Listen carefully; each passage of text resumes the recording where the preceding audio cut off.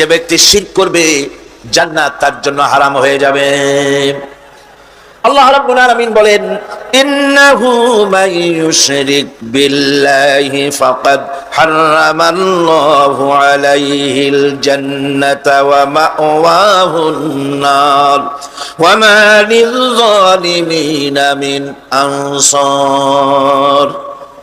যে ব্যক্তি আল্লাহ পাকের সঙ্গে যে কেউ হোক না কেন আল্লাহর সাথে যে শিরক করবে, আল্লাহ রাব্বুল আলামিন তার জন্য জান্নাতকে হারাম করে দিবেন। নাউযুবিল্লাহ পড়ে। তাকে আল্লাহ পাক জাহান্নাম দিবেন। কোথায় দিবেন? জাহান্নামের মধ্যে আল্লাহ পাক তাকে প্রবেশ করাবেন। সুতরাং কোন এই শিরক হচ্ছে ক্ষমার অযোগ্য। আল্লাহ পাক শিরকের গুনাহ কখনো ক্ষমা করবেন না, একথা যেন আমাদের সকলেরই মনে থাকে। আল্লাহ ব্যতীত অন্য কাউকে ডাকা, কারো কাছে ফরিয়াদ করা, আল্লাহর সমকক্ষ মনে করা সম্পূর্ণরূপে শিরক। আল্লাহ পাক বলছেন, ولا تدع من دون الله ما لا ينفعك ولا يضرك فإن فعلت فإنك إذا من الظالمين। আল্লাহকে ছেড়ে এমন কোন সত্তা কি দেখো না যারা তোমার কোনো উপকার করতে পারে না, তোমার কোনো ক্ষতিও করতে পারে না, তোমার কোনো উপকারও করতে পারে না। এগুলি যেমন মূর্তি পূজার ব্যাপারে বলা হয়েছে, এগুলো ঠিক তেমন দুনিয়ার ভালো মন্দ সবটাই হচ্ছে আল্লাহ রাব্বুল আলামিনের হচ্ছেন এর মালিক। সুতরাং ভালো মন্দ সবটার জন্য হাত পাততে হবে কেবলমাত্র কার কাছে? আল্লাহ পাকের কাছে। জোরে বলেন কার কাছে? দেখুন আল্লাহ পাক তার রাসূলকে কি কথা বলছেন। আল্লাহ রাব্বুল আলামিন তার হাবিবকে বলছেন, ওয়াইয়ামসাসকাল্লাহু বিদুররিন ফালা কাশিফা লাহু ইল্লা হুয়া। আল্লাহ রাব্বুল আলামিন তিনি যদি তোমাকে কোনো বিপদ দেন তাহলে পৃথিবীর এমন কেউ নাই যে সে বিপদ থেকে তোমাকে রক্ষা করতে পারে বা ঠেকাতে পারে। ওয়াইয়ুরিদকা বিখাইরিন ফালা রাদ্দা লিফাদলিহি। আর যদি আল্লাহ পাক আপনার কোনো ভালো করতে চান, উপকার করতে চান, তার থেকে সেই উপকার থেকে আপনাকে কেউ ফিরায় রাখতে পারবে না। তার মানে হলো আপনাকে যদি আল্লাহ ক্ষতি করতে চান তা কেউ সেই ক্ষতি থেকে বাঁচাতে পারবেন না, আর যদি উপকার করতেও চান তাও কেউ ঠেকাতে পারবে না। ভালো মন্দ যেটাই হোক সবটার মালিক হতেছেন আল্লাহ পাক। কে মালিক? আল্লাহ সুবহানাহু ওয়া তাআলা। এই কথাগুলি আমাদের কলিজার মধ্যে বদ্ধমূল হতে হবে। আমি এগুলি প্রায় প্রতি বছরই শিরকের ব্যাপারে কিছু না কিছু কথা বলি। তার কারণ হচ্ছে মূল আকীদা হচ্ছে আমাদের তাওহীদ। তাওহীদের উপরে প্রতিষ্ঠিত হতে হবে। একটা বিল্ডিং তৈরি করবেন, বিল্ডিংটার স্থায়িত্ব নির্ভর করবে আপনার সিমেন্ট ভেজাল কিনা। সিমেন্টের চাইতে যদি বালু বেশি দেন, পরিমাপের চাইতে যদি সিমেন্ট কম হয় বালু বেশি হয়, অথবা বালু সিমেন্টে যদি মাটি মিশানো থাকে, এ দিয়ে যদি কোনো বিল্ডিং তৈরি হয়, সামান্য ভূমিকম্প বা জোরে বাতাস আসলেই বিল্ডিংটা কাঠ হয়ে পড়ে যাবে, ঠিক কিনা? একটা বিল্ডিং টিকে থাকে তার ফাউন্ডেশনের উপরে, কিছুর উপরে টেকে, ফাউন্ডেশনের উপরে টেকে। অনুরূপ ভাবে ইবাদতের ফাউন্ডেশন, মুসলমানের ঈমানের ফাউন্ডেশন তার তাওহীদের উপরে। তাওহীদ যত মজবুত, ঈমান তত মজবুত, আকীদা তত মজবুত। আর এখানে যার অসুবিধা হয়ে যাবে, নড়বড়ে হয়ে যাবে, এই ঈমান রূপ, ইবাদত রূপ, তাওহীদ রূপ এই ইমারত টিকতে পারবে না। সেই জন্য শিরক থেকে সম্পূর্ণরূপে আমাদেরকে বাঁচতে হবে। বন্ধুগণ, আমাদের দেশে মানুষেরা শিরকের মধ্যে বেশি মুবতালা হয়, বিদআতের ভিতরে বেশি পরিমাণ মুবতালা হয়। আর এক শ্রেণীর তথাকথিত আলেম এই শিরক এবং বিদআতের ব্যাপারে ওয়াজ করে জনগণকে উদ্বুদ্ধ করে তা করার জন্য। আমাদের দেশে বহুত মাজার আছে, যে মাজারগুলিকে গোসল করানো হয়, মাজার গোসল করানো হয়। আমি কি কোনো বানাইয়া কথা বলি না? এর বাস্তবতা আছে। মাজার গোসল করানো হবে, পীর সাহেবকেও গোসল করানো হবে, পত্রিকায় দিয়ে দেয়, পোস্টার ছাপানো হয়, হ্যান্ডবিল ছাপানো হয়, হাজার হাজার টাকা খরচ করে প্রচার করে লোকদেরকে দাওয়াত দেওয়া হয়। কবর ধোয়া পানি, পীর সাহেবের গোসল করানো পানি। পীর সাহেবের গোসল করাইলো, এই পানি শরীরের কত জায়গা ধুয়ে আসলো, সেই পানি বোতলে ভরে 5 টাকা করে কিনে কিনে লোকেরা খায়। নাউযুবিল্লাহ। এরপরেও ইমানের দাবি কি করে করবে মুসলমান? দুর্ভাগ্য এই মুসলমানের। গোসল শরীফ, নরজ শরীফ, তারপরে খসরজে কি সানাসুর নাকি খসরজ শরীফ, কি নাম হাবিজাবি বানাইছে আল্লাহ জানে। এখানেই শেষ নয়। হযরতে বড় পীর আব্দুল কাদের জিলানী রাহমাতুল্লাহ আলাইহি, আল্লাহর জবরদস্ত ওলি, সাইয়্যিদ, অত্যন্ত উচ্চ মানের আলেম, তার সম্পর্কে এক শ্রেণীর আলেম নামধারী লোকেরা তাকে আল্লাহর কাছে পৌঁছায় দিয়েছে, আল্লাহর সমকক্ষ করে দিয়েছে। তাকে দস্তগীর বলা হচ্ছে। কিসের দস্তগীর? তো বলে যে মেরাজের রাত্রে রাসূল করিম সাল্লাল্লাহু আলাইহি ওয়াসাল্লাম নাকি কোন জায়গায় আছাড় খাইছিলেন, আর উনি গিয়া তার হাত ধরেছেন, এই জন্য বলা হচ্ছে দস্তগীর। তিনি তার হাত ধরে তাকে ঠিক করে দিয়েছেন।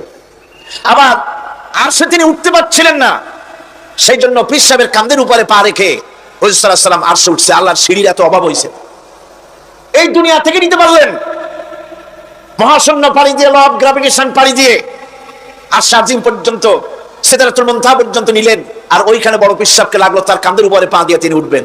আহা, এর চাইতে বিদআত, এর চাইতে বাজে কথা মুসলমানদের জন্য আর কি হতে পারে?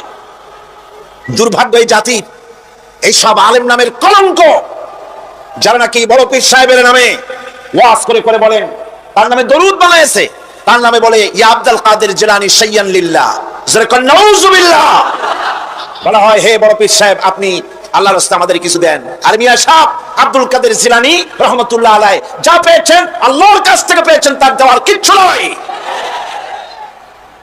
যা দিবেন আপনাকে আমাকে আল্লাহ পাক দিবেন। ইয়া গাউস আগিসনি বলা জায়েজ নাই, ইয়া গাউস আগিসনি বলতে হবে আল্লাহ পাক। গাউসকে আল্লাহ পাক, তাকে বলতে হবে ইয়া গাউস আগিসনি, আয় আল্লাহ পাক তুমি আমাকে সাহায্য করো। সাহায্য করতে পারেন আল্লাহ পাক। বড় পীর সাহেবকে ইয়া গাউস আগিসনি বলা যাবে না। গাউসুল আজম এই ডিগ্রি, এই খেতাব বিদআত পন্থীদের বানানো খেতাব। গাউসুল আজম কোন মানুষ হতে পারে না, পারে না, পারে না। গাউসে আজম, গাউসে আজম শুধুমাত্র আল্লাহ রাব্বুল আলামিন। গাউসে আজম কে? আল্লাহ রাব্বুল আলামিন, যিনি মানুষের ফরিয়াদ শোনেন, যিনি মানুষের ফরিয়াদ শোনেন, তিনি হচ্ছেন আল্লাহ পাক। বড় পীর সাহেবকে আমরা শ্রদ্ধা করি, কিন্তু সেই শ্রদ্ধার অর্থ এই নয় যে নবীদের চাইতে তিনি বড়, তিনি রাসূলের চাইতে বড়, তার নামে দরুদ শরীফ বানাইতে হবে, জায়েজ নাই। আশা করি এই সব কথা আপনাদের মনে থাকবে। কি সব কথা তার জীবনী বানায়েছে, তার মধ্যে লিখেছেন বড় পীর সাহেবের মা যখন বড় পীর সাহেব মায়ের পেটে ছিলেন, তখন এক ফকির তার বাড়িতে আসছে। ফকিরকে তিনি ভিক্ষা দিতে বেরিয়েছেন। মা ওই সময় ভিক্ষুক বড় পীর সাহেবের মায়ের উপরে হাত দিতে গিয়েছিল, তখন পীর সাহেব মায়ের পেটের থেকে বাঘের মতো বেরিয়ে সেই ফকিরকে ঘাড় মটকায় দিল। বাজে কথা, কোন ফকির বড় পীর সাহেবের মায়ের গায়ে হাত দেয় নাই, বাজে কথা। তারপরে তিনি বড় মানুষ চিন্তা করেছেন, খড়ম পাঠাইয়া কারে পিটাইছে, বদনা মারছে, আর এক বাড়ি যাইয়া সে বদনা দিয়ে পিটাইয়া মাথা ফাটাই দিছে, বাজে কথা।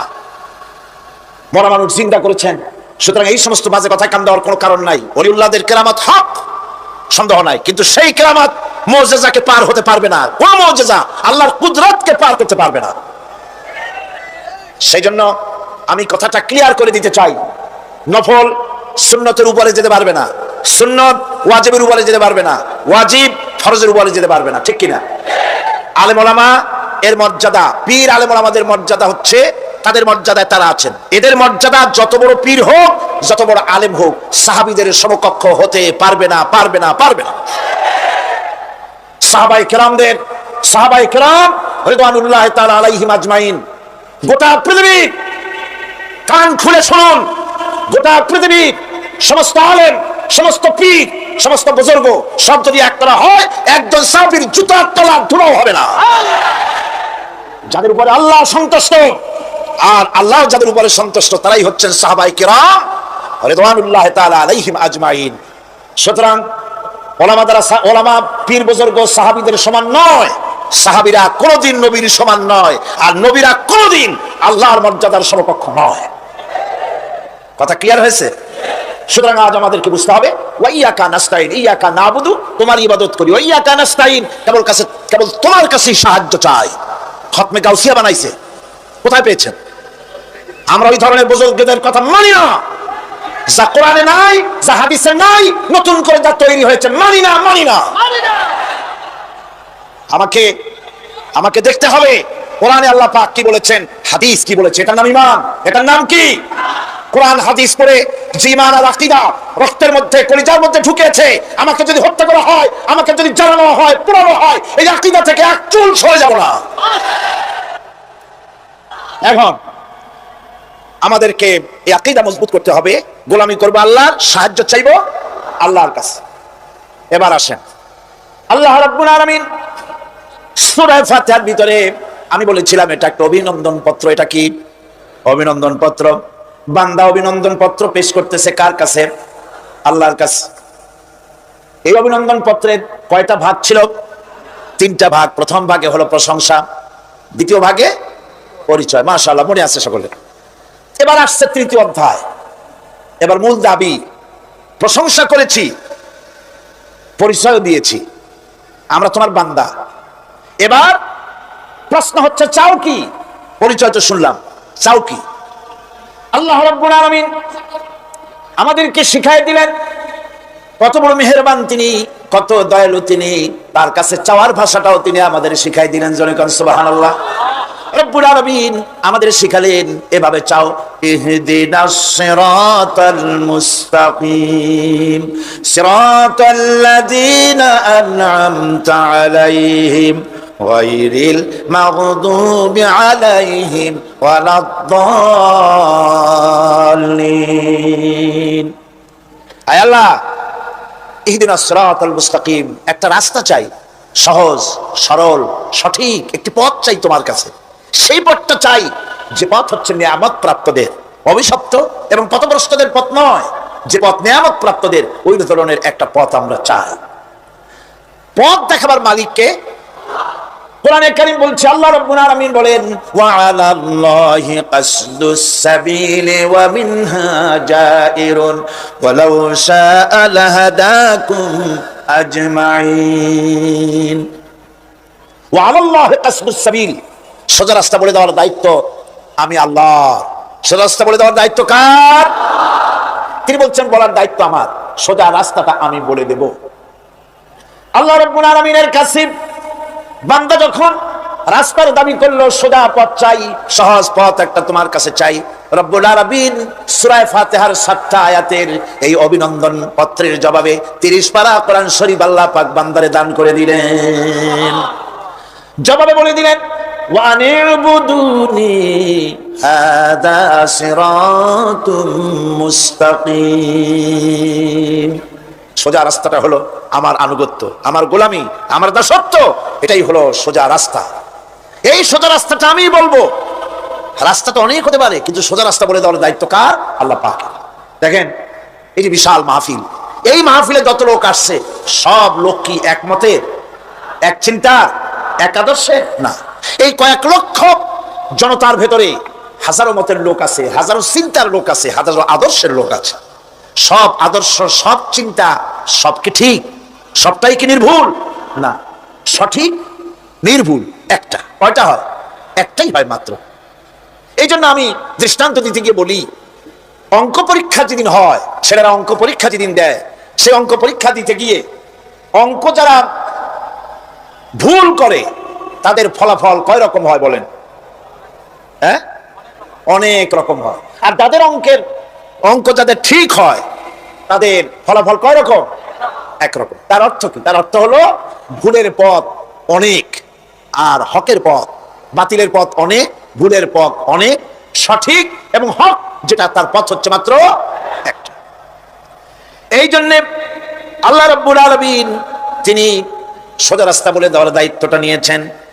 কোরআন বলছে প্রত্যেকটি সৃষ্টির শুরু হতে শেষ পর্যন্ত 4টা স্তর পার হতে হয়। তার সর্বশেষ স্তর হলো হেদায়াত। 4টি স্তর পার হওয়ার সর্বশেষ স্তর হচ্ছে হেদায়াত। আল্লাযী খালাকা ফাসাওয়া ওয়াল্লাযী কদ্দারা ফাহাদা।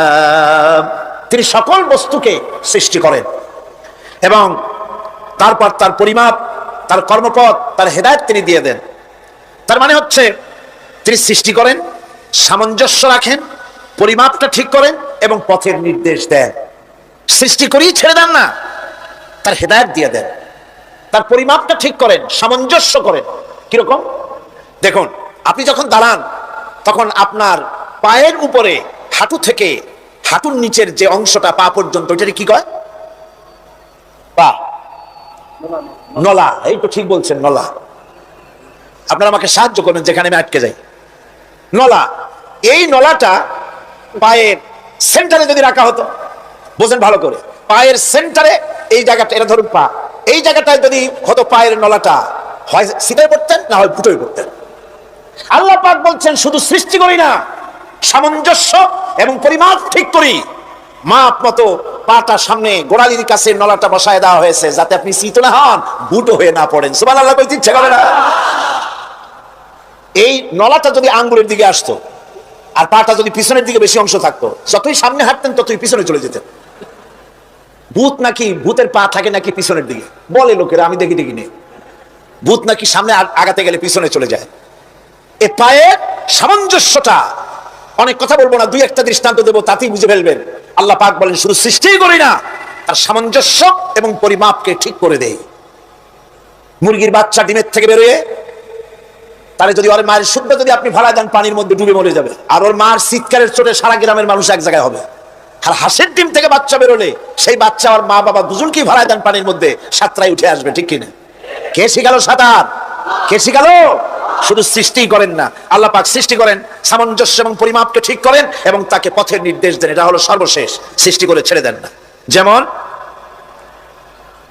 কোরআনে কারীমে হযরত ইব্রাহিম আলাইহিস সালাম তিনি তার সম্প্রদায়ের সাথে যে কথোপকথন করেছিলেন, বিষয়টি আল্লাহ পাক কোরআনে কারীমের মধ্যে কোট করে দিলেন। এই হিদায়াতের বিষয় সেখানে আছে বলে আল্লাহ পাক বিষয়টা কোরআনের জায়গা করে দিলেন। وَإِذْ قَالَ إِبْرَاهِيمُ لِأَبِيهِ وَقَوْمِهِ إِنَّنِي بَرَاءٌ مِّمَّا تَعْبُدُونَ إِلَّا الَّذِي فَطَرَنِي فَإِنَّهُ سَيَهْدِينِ। ইব্রাহিম আলাইহিস সালাম তার পিতা এবং তার গোত্রকে বললেন, তার সম্প্রদায়ের লোকদেরকে, নিঃসন্দেহে আমি মুক্ত, আমি পবিত্র। তোমরা যেসব জিনিস দিয়ে যেসব এর ইবাদত করো, গোলামি করো, আনুগত্য করো, আমি তার থেকে পবিত্র। আমি তো শুধু ইবাদত করি, গোলামি করি সেই স্রষ্টা যিনি আমাকে সৃষ্টি করেছেন। আমার সম্পর্ক শুধুমাত্র সেই সত্তার সাথে যিনি সৃষ্টি করেছেন। আল্লাযী খালাকানি ফাহুয়া ইয়াহদিন, যিনি আমাকে সৃষ্টি করে শুধু সৃষ্টি করেন নাই, আমাকে হেদায়েত দিয়েছেন, আমাকে পথের দিশা দিয়েছেন। ওয়াল্লাযী হুয়া ইউতঈমুনি ওয়া ইয়াসকিন, যিনি আমাকে সৃষ্টি করেছেন তিনি হেদায়েত দিয়েছেন, আর আমি যখন তৃষ্ণার্ত হই তিনি আমাকে পান করান, আমি যখন ক্ষুধার্ত হই তিনি আমাকে আহার দেন। ওয়া ইযা মারিদতু ফাহুয়া ইয়াশফিন, আর যখন অসুস্থ হই তখন তিনি আমাকে রোগ মুক্ত করে দেন। সুবহানাল্লাহি ওয়া বিহামদিহি। তাহলে কি হলো? অর্থাৎ যে প্রতিপালক, তার প্রতিপালন পদ্ধতি আমার সকল প্রয়োজন মিটান, যিনি আমাকে পান করান, আহার করান, অসুস্থ হলে যিনি আমাকে সুস্থ করেন। হেদায়েতের কামটা তিনি আরেকজনের জন্য রাখেন নাই, তিনি আমার হেদায়েতের ব্যবস্থাও করেছেন। ভাইরা আমার, আল্লাহ রাব্বুল আলামিন শুধু সৃষ্টি করেন নাই, সৃষ্টি করে হেদায়েত দিয়েছেন, মানুষকে হেদায়েতের রাস্তা বলে দিয়েছেন। সঠিক পথ কোনটি সেই পথের কথাও তিনি পরিষ্কার করে বলে দিয়েছেন। এই জন্য আল্লাহ পাক বলেন, কোরআন মাজিদ হেদায়েতকে বিরাট দান বলে ঘোষণা করেছে। মানুষের জন্য যে হেদায়েত আল্লাহ দিয়েছেন তা সবচাইতে বড় দান। জোরে কোন সুবহানাল্লাহ। ইন্না খালাকনাল ইনসানা মিন নুতফাতিন আমশাজিন নাবতালিহি ফাজআলনাহু সামিআম বাসীরা। আমি মানুষের মিলিত শুক্র দ্বারা, নুতফা দিয়ে আমি মানুষ সৃষ্টি করেছি এবং তাকে একে একে বিভিন্ন স্তর পার করাইছি। তাকে শ্রবণ শক্তি দিয়েছি, তাকে দর্শন শক্তি দিয়েছি। ইন্না হাদাইনাহুস সাবিলা ইম্মা শাকিরান ওয়া ইম্মা কাফুরা। নিশ্চয়ই আমি তাদেরকে তাদের কর্মপন্থা প্রদান করেছি, আমি তাদেরকে হেদায়েত দিয়েছি, চলার পথের দিশা দিয়েছি। এখন ইচ্ছে করলে সে কৃতজ্ঞ হতে পারে, ইচ্ছে করলে অকৃতজ্ঞতার পথ অবলম্বন করতে পারে। আমি তাকে হেদায়েত দিয়ে দিয়েছি, পথ দেখিয়ে দিয়েছি। ডান এবং বা দুটি রাস্তা আল্লাহ পাক দেখিয়ে দিয়েছেন, আসহাবুল ইয়ামিন, আসহাবুশ শিমাল, একটা ডানপন্থী আর একটা বামপন্থী। আমাদের দেশে কিছু লোক আছে নাম মুসলমান, কিন্তু বলে যে আমরা বামপন্থী আন্দোলন করি, অথচ সমস্ত ডানপন্থীদের জায়গা হবে জান্নাতে যদি জান্নাতের আমল করতে পারে। ডানপন্থীদের নেতা হচ্ছেন দুনিয়ার সমস্ত পয়গম্বরেরা, আর বামপন্থীদের নেতা হলো শয়তান। বামপন্থীদের নিয়ে শয়তান যাবে কিয়ামতে জাহান্নামে। আল্লাহ পাক রাস্তা বলে দিয়েছে। আল্লাহ রাব্বুল আলামিন বলেন, আলাম নাজআল লাহু আইনাইনি ওয়া লিসানান ওয়া শাফাতাইন ওয়া হাদাইনাহুন নাজদাইন। আমি কি তোমাদের দুটি চক্ষু দেই নাই, দেখার জন্য দুটো চোখ দেই নাই? আমি কি তোমাদেরকে কথা বলার জন্য দুটো ঠোঁট দেই নাই? এরপরে আমি কি তোমাদেরকে ভালো মন্দ বোঝার জন্য আমি কি হেদায়েত দেইনি? ভালো মন্দ সবটা বোঝার জন্য আমি তোমাদেরকে হেদায়েত দিয়েছি। সুতরাং এই হেদায়েতের রাস্তা ছেড়ে দিয়ে তোমরা নিজেদেরকে গুমরাহির মধ্যে ডুবিয়ে দিও না, আমার দেওয়া হেদায়েতের রাস্তায় নিজেদেরকে পরিচালিত করার জন্য প্রচেষ্টা করো। আল্লাহ পাক বলেন, ওয়াল্লাযীনা জাহাদু ফীনা লানাহদিয়ান্নাহুম সুবুলানা ওয়া ইন্নাল্লাহা লামাআল মুহসিনিন। যারা আমাকে পাওয়ার জন্য সাধনা করেছে, তাদের পথ প্রদর্শন করা আমার জন্য অবশ্য কর্তব্য। অন্য জায়গায় আল্লাহ পাক বলেছেন, ওমান ইয়াত্তাকিল্লাহা ইয়াজআল লাহু মাখরাজা। যে ব্যক্তি আমাকে ভয় করে চলে, আমার প্রতি আশা করে ভরসা করে, তার জন্য আমি রাস্তা তৈরি করে দিই। সুবহানাল্লাহ। সুতরাং হেদায়েত আল্লাহ পাক দিয়েছে, এমন নয় যে তিনি রাস্তা তৈরি করেন নাই। কোরআন খোদাই হেদায়েতের নাম দিয়েছে হুদা। খোদাই হেদায়েতের নাম কি? হুদা। এই কোরআনের এক নাম হচ্ছে, এই কোরআনের এক নাম কি? কোরআন বলছে, ফামান তাবিআ হুদায়া ফালা খাউফুন আলাইহিম ওয়ালা হুম ইয়াহজানুন। আমার এই কোরআন, এই হেদায়েত যারা মানবে, এটাকে যারা অনুসরণ করে চলবে, এটার আইন কানুন যারা মেনে চলবে, ওদের জন্য কোনো ভয় নাই, কোনো চিন্তাও নাই, কোনো ভয় নাই, কোনো চিন্তা নাই, যারা এই কোরআনের হেদায়েতকে মেনে চলবে।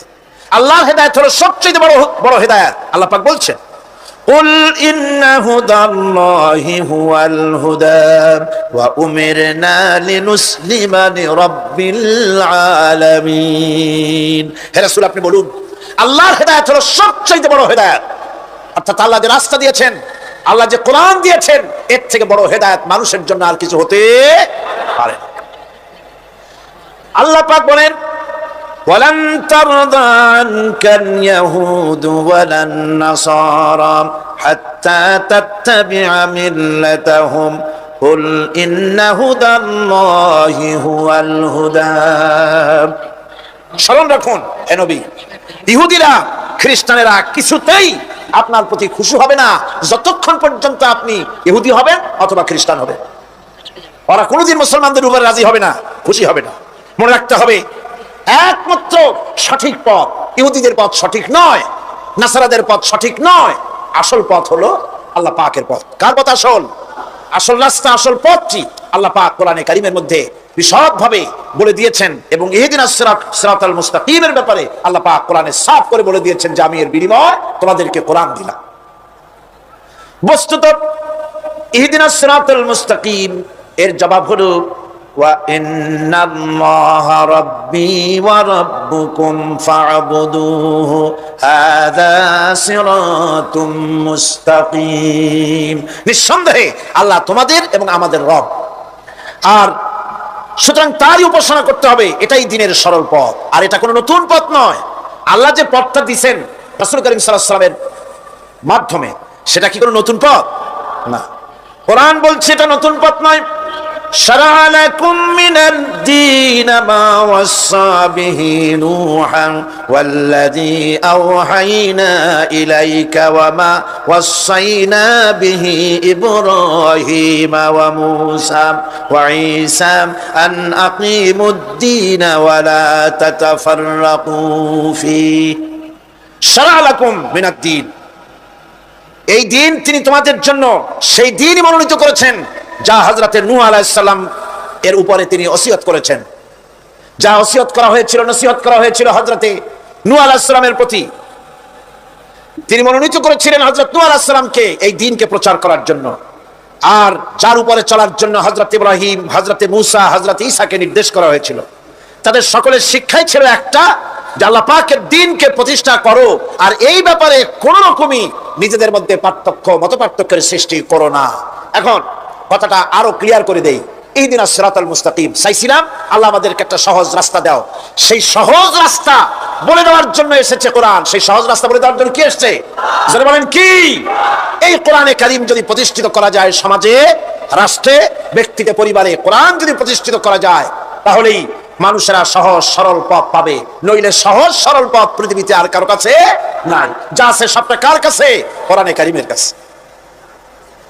এরপরে আমরা বলি সিরাতাল্লাযীনা আন'আমতা আলাইহিম গায়রিল মাগদুবি আলাইহিম ওয়ালাদ-দাল্লিন। সিরাতাল মুস্তাকিম, এজন্য মডেল দরকার। কার অনুসরণ করব?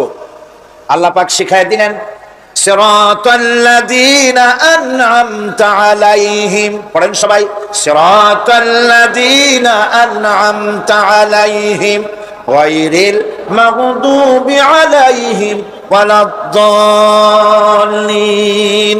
আয় আল্লাহ, অনুগ্রহপ্রাপ্ত দল, সেই রাস্তা, অনুগ্রহপ্রাপ্তদের রাস্তা চাই। তোমার মনোনীত ব্যক্তি, অনুগ্রহপ্রাপ্ত যারা, তাদের পথ অনুসরণ করতে চায়। এই অনুগ্রহপ্রাপ্ত দল কারা? সে কথা কোরআন শরীফে বলা হয়েছে। আল্লাহ রাব্বুল আলামিন বলেন, ওয়া মান ইউতি'িল্লাহা ওয়ার রাসূল ফাউলাইকা মা'আল্লাযীনা আন'আমাল্লাহু আলাইহিম মিনান নাবিয়্যিনা ওয়াস-সিদ্দীকিন ওয়াশ-শুহাদা'a ওয়াস-সালিহিন ওয়া হাসুনা উলাইকা রাফীকা। আর যে ব্যক্তি আল্লাহ এবং রাসূলের আনুগত্য স্বীকার করলো, নিঃসন্দেহে সে অনুগ্রহপ্রাপ্তদের সঙ্গী হলো। সেই অনুগ্রহপ্রাপ্ত কারা? নবীজির 4 শ্রেণীর লোক। কয় শ্রেণী? বলেন সবাই, কয় শ্রেণী? নবীজিন, সিদ্দিকিন, শুহাদা, সালিহিন। এই 4 শ্রেণীর লোক হচ্ছে আল্লাহ পাকের অনুগ্রহপ্রাপ্ত লোক। কোন আলহামদুলিল্লাহ। এরাই হলো অনুগ্রহপ্রাপ্ত দল। এখন নবী কারা?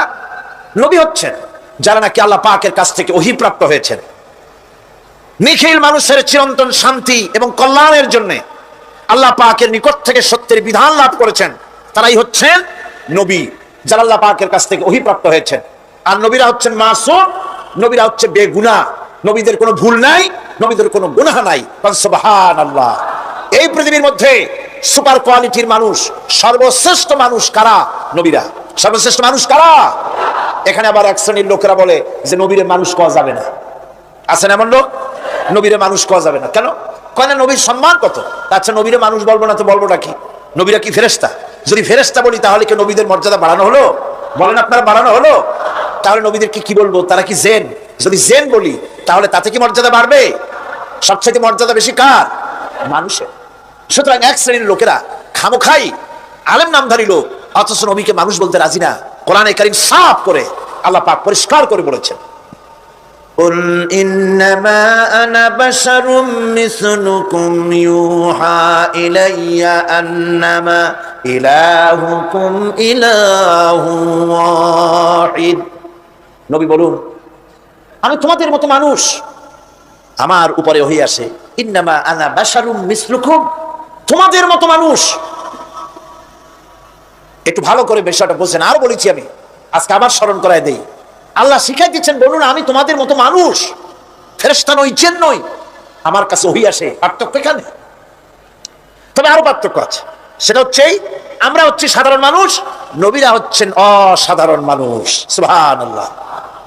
আমরা হচ্ছে মানব, রাসূল আল্লাহর পয়গম্বররা হচ্ছেন মহামানব। কথা বুঝে আসছে? তার মানে হলো আমরা সাধারণ মানুষ। সাধারণ মানুষরা গুনাহ করতে পারে, ভুল করতে পারে, সব রকমের গুনাহ করতে পারে। নবীরা কোনো গুনাহ করতে পারেন না। আল্লাহ পাক তাদের দিয়ে গুনাহ করান না। আল্লাহ পাক ফেরেশতা দিয়ে, আপন কুদরত দিয়ে নবীদেরকে হেফাজত করেন। সুবহানাল্লাহ। সুতরাং এই কথা বিশ্বাস করতে হবে, সমস্ত নবীরা হচ্ছেন মানুষ।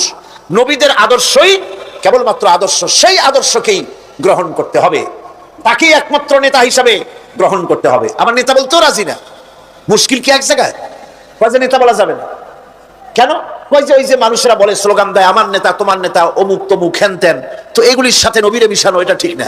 আচ্ছা, নবীরে নেতা কব না, কবটা কি? নবী কি হয় নেতা হবে, না হয় অনুসারী হবে। এর বাইরে তো কিছুই নাই। হয় ইমাম, না হয় মুক্তাদি। বাইরে কি? বাইরে তো নাই কিছু। সুতরাং নবী কি মুক্তাদি হবে? নবী কি অনুসারী হবে? নিশ্চয়ই হাজার বার নবী হচ্ছেন ইমাম, নবী হচ্ছেন নেতা। আমরা যখন আরবিতে বলি, ওনারা নিজেরাও আরবিতে বলেন, তখন কোনো আপত্তি হয় না। আল্লাহুম্মা সাল্লি আলা সাইয়্যিদিনা মুহাম্মদ। সাইয়্যিদিনা মানে হচ্ছে আমাদের লিডার, আমাদের নেতা। সাইদানা যখন বলে তখন আপত্তি করে না, কিন্তু আমাদের নেতা বললেই আপত্তি করেন। বাংলা ভাষা, বাংলাদেশি মানুষ হইয়া বাংলা ভাষার প্রতি গভীর জ্ঞান দেখলে দুঃখই হয়। বন্ধুগণ, মনে রাখতে হবে নবী হচ্ছেন মাসুম, বেগুনাহ এবং নেতা, আর মুহাম্মদ সাল্লাল্লাহু আলাইহি ওয়াসাল্লাম হচ্ছেন বিশ্ব নেতা, এটা কোনো সন্দেহ নাই। এই নবীর অনুসরণ করতে হবে। সিদ্দিকিন হচ্ছে সত্যকে যারা উদার, উন্মুক্ত, অকুণ্ঠ চিত্তে, দ্বিধাহীন ভাবে যারা গ্রহণ করেছে, এর বিপরীত যারা করেই নাই, তারাই হচ্ছেন সিদ্দিকিন। হযরতে, যেমন একটা দৃষ্টান্ত, হযরতে আবু বকর সিদ্দিক রাদিয়াল্লাহু তাআলা আনহু মেরাজ থেকে হুজুর ফিরে এসেছেন সকালবেলা, ফজরের নামাজ পড়ে বসেছেন, কাবা শরীফে তিনি বসে আছেন। তো তখন আবু জাহেল এসে বলছে, মুহাম্মদ সাল্লাল্লাহু আলাইহি ওয়াসাল্লাম, প্রত্যেক দিনই তো নতুন নতুন কথা কও, আজকে কোনো নতুন কথা আছে? হুজুর বলেন, হ্যাঁ নতুন কথা আছে। কি? বলে, এই তো শেষ রাত্রে জিবরাইল আসছিল, আমারে নিয়ে গেল বাইতুল মুকাদ্দাসে, জেরুজালেমে গিয়ে নামাজ পড়লাম, ওইখান থেকে মহাকাশ পাড়ি দিলাম, 7 আকাশ পাড়ি দিলাম, সিদরাতুল মুনতাহা গেলাম, আরশে আজিম ভ্রমণ করলাম, আল্লাহর সাথে কথা কইলাম, জান্নাত জাহান্নাম দেখলাম, তারপরে আবার এই আয়েশা নামাজ পড়িয়া তোমাদের সাথে কথা বলতেছি। আবু জাহেল কয় যে, খাইস যাও, মাথাটা একটু ভালো ছিল, এখন তাও সর্বনাশ হয়ে গেছে। কয়, মুহাম্মদ সাল্লাল্লাহু আলাইহি ওয়াসাল্লাম, তুমি যা বললা এই কথাটা আমি কি হুবহু মানুষের কাছে বলবো? হুজুর বলছেন, অবশ্যই বলো গিয়ে। আবু জাহেল চিন্তা করলো, দিস ইজ দ্য মোমেন্ট, এটাই হলো আসল সুযোগ পেয়ে গেছে মানুষকে বিভ্রান্ত করার জন্য। সবার আগে ছুটে চললো হযরত আবু বকর রাদিয়াল্লাহু তাআলা আনহুর বাড়িতে, যে বলছেন, আবু বকর শুনেছো? বলে, কি? মুহাম্মদ সাল্লাল্লাহু আলাইহি ওয়াসাল্লাম এই রকমের কথা বললো, বেচারার মাথাটা যাও ভালো ছিল, শেষ। হুজুর বলছেন, আবু জাহেল আমার রাসূল কিরকম বলেছেন? আবু জাহেল বলছে, আমার নিজ কানে শুনে আসলাম, এখনো তিনি সেখানে বসা। হযরত আবু বকর বলেন, আবু জাহেল, আমার আল্লাহর নবী তিনি যদি এরকম কথা বলে থাকেন, তাহলে আমি কোনো সন্দেহ পোষণ করি না, অবশ্যই আল্লাহ রাব্বুল আলামিনের হাবিব যা বলেছেন তা সত্য। হযরত আবু বকর রাদিয়াল্লাহু তাআলা আনহু মসজিদে হারামে আসলেন, হুজুরকে জিজ্ঞেস করলেন, হুজুর আবু জাহেল আমাকে এইসব কথা বললো, এগুলি কি ঠিক? হুজুর বলেন, হ্যাঁ। তিনি ঘটনা বয়ান করলেন। হযরত আবু বকর বললেন, হে রাসূল, আপনি যা বলেছেন সত্য বলেছেন, আপনার মেরাজ ঠিক হয়েছে, সঠিক হয়েছে, সন্দেহ নাই। হুজুর বলেন, আবু বকর তুমি তো শুধু আবু বকর নাও, তুমি সিদ্দিক। সত্যকে যারা অকুণ্ঠ চিত্তে, দ্বিধাহীন ভাবে যারা সত্যের সামনে মাথা নত করেছে, গ্রহণ করে নিয়েছে, দ্বিমত পোষণ করে নাই, কোন রকমের দুষ্ট বুদ্ধির আশ্রয় গ্রহণ করেনি, উল্টাপাল্টা করেনি, এই সমস্ত মানুষেরই হলো সিদ্দিক। আর এদের দলকেই সিদ্দিকিন বলা হয়। তাহলে নবীয়িন, সিদ্দিকিন, এনারা হচ্ছেন নেয়ামত প্রাপ্ত। 3 নম্বরে হচ্ছে শুহাদা, সত্যকে যারা সত্যের সাক্ষী দিয়েছে, সত্যের সাক্ষ্যদাতা। সত্য হচ্ছে ইসলাম। সত্য কি? ইসলাম। সত্য হচ্ছে আল্লাহ, সত্য হচ্ছে নবী, সত্য হচ্ছে কোরআন, সত্য হচ্ছে হাদিস। এই মহাসত্যকে যারা স্বীকৃতি দিয়েছে, নিজেদের কথা দিয়ে, কাজ দিয়ে, ধন দিয়ে, সম্পদ দিয়ে, এমনকি নিজের জীবনটা এই রাস্তায় বিলিয়ে দিয়ে, মহাসত্যের চিরস্থায়ী সাক্ষী দিয়ে দুনিয়া থেকে যারা বিদায় হলেন, ওনারা হচ্ছেন শহীদ। আজ রাস্তাঘাটে শহীদ হয়, যার তার নামের আগে শহীদ বসায় দেয়। শহীদ এত সোজা জিনিস নয়।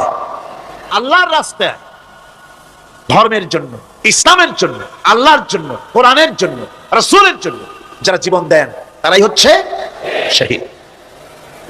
এই শহীদদের মর্যাদা আল্লাহ রাব্বুল আলামিন এত বেশি মর্যাদা দান করেছেন, শহীদদের মর্যাদা আল্লাহ পাক দিয়েছেন। কিয়ামতের দিন শহীদদের কোনো বিচার করা হবে না, আল্লাহ রাব্বুল আলামিন শহীদদেরকে বিনা বিচারে জান্নাত দিয়ে দিবেন। শহীদের বিশাল মর্যাদা, বিরাট মর্যাদা। এই শহীদ শাহাদাতের তামান্না প্রত্যেক মুসলমানের ভিতরে থাকতে হবে। হুজুর বলেছেন, শহীদি মওতের যন্ত্রণা পিঁপড়ায় কাটার যন্ত্রণার চাইতে বেশি কিছু নয়। শাহাদাত হচ্ছে এপারে মওত আর ওপারে আল্লাহর সঙ্গে দেখা হয়ে যাবে। শহীদি মওত হচ্ছে আল্লাহর সঙ্গে দেখা করার একটা সেতু বন্ধন, একটি সেতু, একটি ব্রিজ, একটা পুল, একটা সাঁকো। এপারে দুনিয়া, ওপারে আল্লাহ পাকের সঙ্গে দেখা হবে। সুবহানাল্লাহ। ভাইরা, ইসলামের জন্য যারা জীবন দিলেন, যারা শাহাদাত বরণ করলেন, তারা জাতির সম্মানের পাত্র। সেই সম্মান, সেই মর্যাদা আল্লাহ রাব্বুল আলামিন শহীদদের প্রদান করেছেন। হযরত আব্দুল্লাহ জুলবাজাদাইন, যার কথা বুখারীতে লেখা হয়েছে, সুবহানাল্লাহ। যুবক মানুষ, ইসলাম কবুল করেছেন। ইসলাম কবুল করতে গিয়ে বাড়ি ঘর জায়গা জমি কিছুই ছিল না। ছোট্ট অবস্থায় বাবা মারা গেছে, চাচার ঘরে লালিত পালিত হচ্ছিলেন। এরপরে রাসূলের প্রতি ঈমান আনবেন, চাচারা ভয়তে পারেন না। হুজুর হিজরত করলেন। আব্দুল্লাহ তার নাম ছিল আব্দুল উজ্জা। তিনি চলে গেলেন চাচার কাছে। চাচা গো, মুহাম্মদ সাল্লাল্লাহু আলাইহি ওয়াসাল্লাম আল্লাহর নবী, ব্যাপারে তোমার মত কি? তিনি বলেন আমারও তো তাই মনে হয়। যদি তাই মনে হয় তার উপর ঈমান আনবেন কিনা? চাচা বলে না, কখনো ঈমান আনবো না। ভাতিজা বলতেছেন, চাচাজি বছরের পর বছর ধরে অপেক্ষা করতেছিলাম, আমি আপনার অধীনে আছি বলে ইসলাম কবুল করতে পারি নাই। আমার ইচ্ছা ছিল আপনি আগে করবেন, তারপরে আপনাকে দেখা দেখি আমি করব। কিন্তু আপনি যখন ইসলাম কবুল করলেন না, আর করবেন না বলে যখন ঘোষণা দিলেন, আপনাকে উপস্থিত রেখে আমি ঘোষণা দিলাম লা ইলাহা ইল্লাল্লাহু মুহাম্মাদুর রাসূলুল্লাহ। চাচা বলছে, ভাতিজা এর পরিণাম জানো? কয় না, জানি না। এর পরিণাম হচ্ছে তুমি আমার বাড়িতে থাকো, আমার বাড়ি ছাড়তে হবে। বললেন রাজি আছি। উট ছাগল ভেড়া ঘোড়া যা দিছি ছাড়তে হবে, বলছে রাজি আছে। চাচা বলছে শুধু তাই নয়, পরনের যে লুঙ্গি আছে, গায়ে যে জামা আছে, আমার পয়সার লুঙ্গি জামা ছাড়তে হবে। ভাতিজা বলছে ইমানের জন্য যা চাও সব ছেড়ে দেবো। জামা লুঙ্গি খুলে ফেলে দিয়ে দিলেন। হাদিস। তিনি চলে গেলেন মায়ের কাছে। ওই অবস্থায় মা এই যুবক ছেলেকে উলঙ্গ অবস্থায় দেখে দুই হাত দিয়ে নিজের চোখ চেপে ধরেছেন। বাবা, তোমার এই অবস্থা কেন? ছেলে বলছেন, মা, ঈমান আনার কারণে আমার এই অবস্থা হয়েছে। মা বলে, বাবারে কি চাও আমার কাছে? আব্দুল উজ্জা বলছে, মা কিচ্ছু চাই না, একটুখানি কাপড় আমারে দাও, আমি বিশ্ব নবী মুহাম্মদ সাল্লাল্লাহু আলাইহি ওয়াসাল্লামের খেদমতে যেতে চাই। মায়ের কাছে পুরানা কম্বল ছিল, কম্বলটা তিনি দিয়ে দিলেন। হযরতে এখনো তো সে মুসলমান হয়নি, ওই কম্বলটা ছিঁড়ে নিয়ে দুই টুকরা করে কম্বলটা পরলেন, আদাটা তাতে করে হাঁটু ঢাকে না, আরেকটা কোন রকম গায়ে দিলেন। এরপরে হেঁটে হেঁটে কষ্ট করে মদিনায় চলে গেলেন। মসজিদে নববীর ভিতরে ঢুকে দরজার কাছে বসা বিশ্বনবী জনাবে মুহাম্মদ রাসূলুল্লাহ সাল্লাল্লাহু আলাইহি ওয়াসাল্লাম মসজিদে নববীতে, যুবক, হাঁটুর উপরে কাপড়, মাথার চুল উস্কো খুস্কো চেহারা, ক্ষুধার্ত চেহারা। হুজুর জিজ্ঞেস করছেন, তুমি কে? তিনি বললেন, আমার নাম আব্দুল উজ্জা। তোমার এই অবস্থা কেন? তিনি বললেন, হুজুর ঈমান আনার জন্য বাড়ি ঘর জায়গা জমিন উট বাছুর সব হারাইছি, এমনকি পরনের লুঙ্গিও আমার দেয় নাই, মার কম্বলটা ছিঁড়ে এনেছি। নবীজি আসহাবে সুফফার ভিতরে তাকে বসতে দিলেন, তাকে থাকতে দিলেন, আর বললেন তারে কোরআন শরীফ শিখাবা। আব্দুল উজ্জাকে হুজুর বললেন, তোমার নাম উজ্জা নয়, তোমার নাম আব্দুল্লাহ। হাদিস শরীফে এসেছে আল্লাহর কাছে দুইটা নাম বেশি প্রিয়, একটা হচ্ছে আব্দুল্লাহ আর একটা হচ্ছে আব্দুর রহমান। মুসলমান হলেন।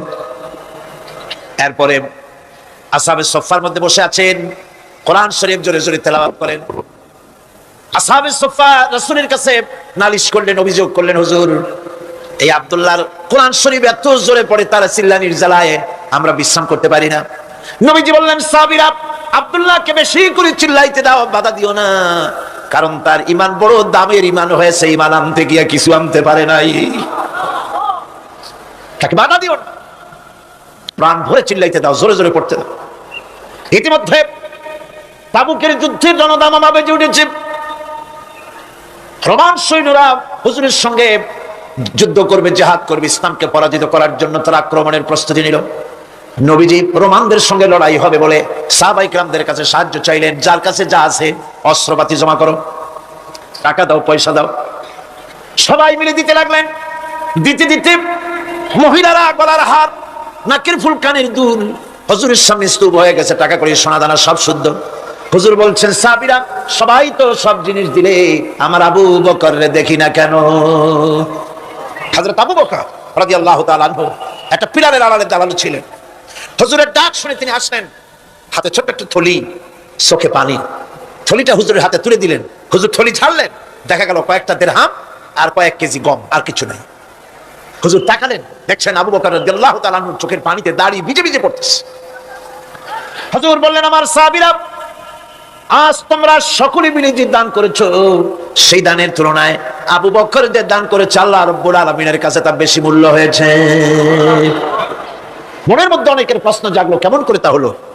আমরা এত এত দিলাম, হুজুর জিজ্ঞেস করলেন, ও সাহাবী, তুমি কত দিয়েছো, বাড়ি কত আছে? তিনি বললেন, এত দিছি, এত আছে। তুমি কত দিয়েছো, কত রেখে এসেছো? প্রত্যেকে এরকম বলল। হযরতে ওসমান, হযরতে ওমর, হযরতে আলী রিদওয়ানুল্লাহ তাআলা আলাইহিম আজমাইন, তারাও বললেন, অর্ধেক এনেছি, অর্ধেক থুয়ে আসছি, 2 ভাগ এনেছি, 1 ভাগ রেখে আসছি।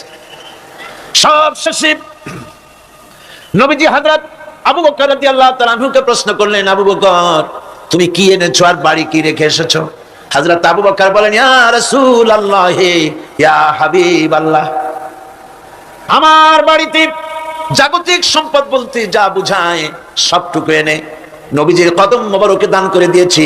আবু বকরের ঘরে এখন আল্লাহ আর তার রাসূল ছাড়া কোনো জিনিস বাকি নাই, যা ছিল সব এনেছি। হুজুর জিহাদে রওনা হলেন 30,000 সৈন্য সাথে, 30 সহস্র সৈন্য নিয়ে নবীজি তাবুকের দিকে চললেন। পথের মধ্যে হযরত আব্দুল্লাহ এসে হুজুরের সামনে দাঁড়ায় গেছেন। আব্দুল্লাহ এসে বলেন, ইয়া রাসূলুল্লাহ, একটু দাঁড়ান। এই জিহাদে মেয়ে লোক পুরুষেরা সাহাবীরা সবাই প্রাণ ভরে দান করলো, কিন্তু আমি এমন এক বান্দা, আল্লাহর কিছুই দিতে পারলাম না। আমার তো দেওয়ার মতো কিছুই নাই হুজুর, আমার দেওয়ার মতো কিছুই নাই। তবে আমি আপনার কাছে দোয়া চাই, আপনি দোয়া করুন, আমি যেন এই যুদ্ধে, এই জিহাদের ময়দানে আমি যেন শহীদ হতে পারি। নবীজি বললেন, একটু বাকল নিয়ে আসো গাছের। একটা গাছের বাকল আনা হলো। এই বাকলটা হুজুর নিজ হাতে আব্দুল্লাহর হাতে বাঁধিয়ে দিলেন আর বললেন, রব্বুল আলামিন, আমি আব্দুল্লাহর রক্ত কাফিরদের জন্য হারাম করে দিলাম। হযরত আব্দুল্লাহ কেঁদে যার হয়ে যাচ্ছেন, বলছেন, ইয়া রাসূলুল্লাহ, আমি চাইলাম শহীদ হব আর আপনি আমার রক্তকে কাফেরদের জন্য হারাম করে দিলেন। হুজুর বলেন, আব্দুল্লাহ রে, এখন যদি তোমার মৃত্যু জ্বরের ভিতরে হয়, আল্লাহ রাব্বুল আলামিন তোমার শাহাদাত নসিব করে দিবেন। তাবুকের ময়দানে হুজুর চলে গেলেন। কয়েকদিন পরে খবর আসলো হুজুরের কাছে, আব্দুল্লাহ কয়েকদিন জ্বর ভোগ করে আব্দুল্লাহ মারা গিয়েছেন। হুজুর বললেন, তার জানাজার ব্যবস্থা করো, কাফন দাফনের ব্যবস্থা করো। ব্যবস্থা হয়ে গেল। রাতের বেলায় দাফন হবে। একজন লোক কবরের কাছে দাঁড়ায় টিম টিম করে একটা আলো নিয়ে দাঁড়ায় আছে, আর একজন লোক কবরের ভিতরে নেমেছেন। 2 ব্যক্তি লাশ 2 হাতে উঁচু করে নিয়ে আসতেছেন কবরের কাছে। যিনি কবরের ভিতরে দাঁড়ানো, তিনি বলতেছেন, লাশ বহন করে তোমরা যে 2 জন আনতেছো, লাশের সাথে খবরদার বেয়াদবি করো না, তোমাদের ভাইয়ের সঙ্গে আদব করো। এই বলে কবরের ভিতরে যিনি দাঁড়িয়েছিলেন, তিনি লাশটারে ধরলেন।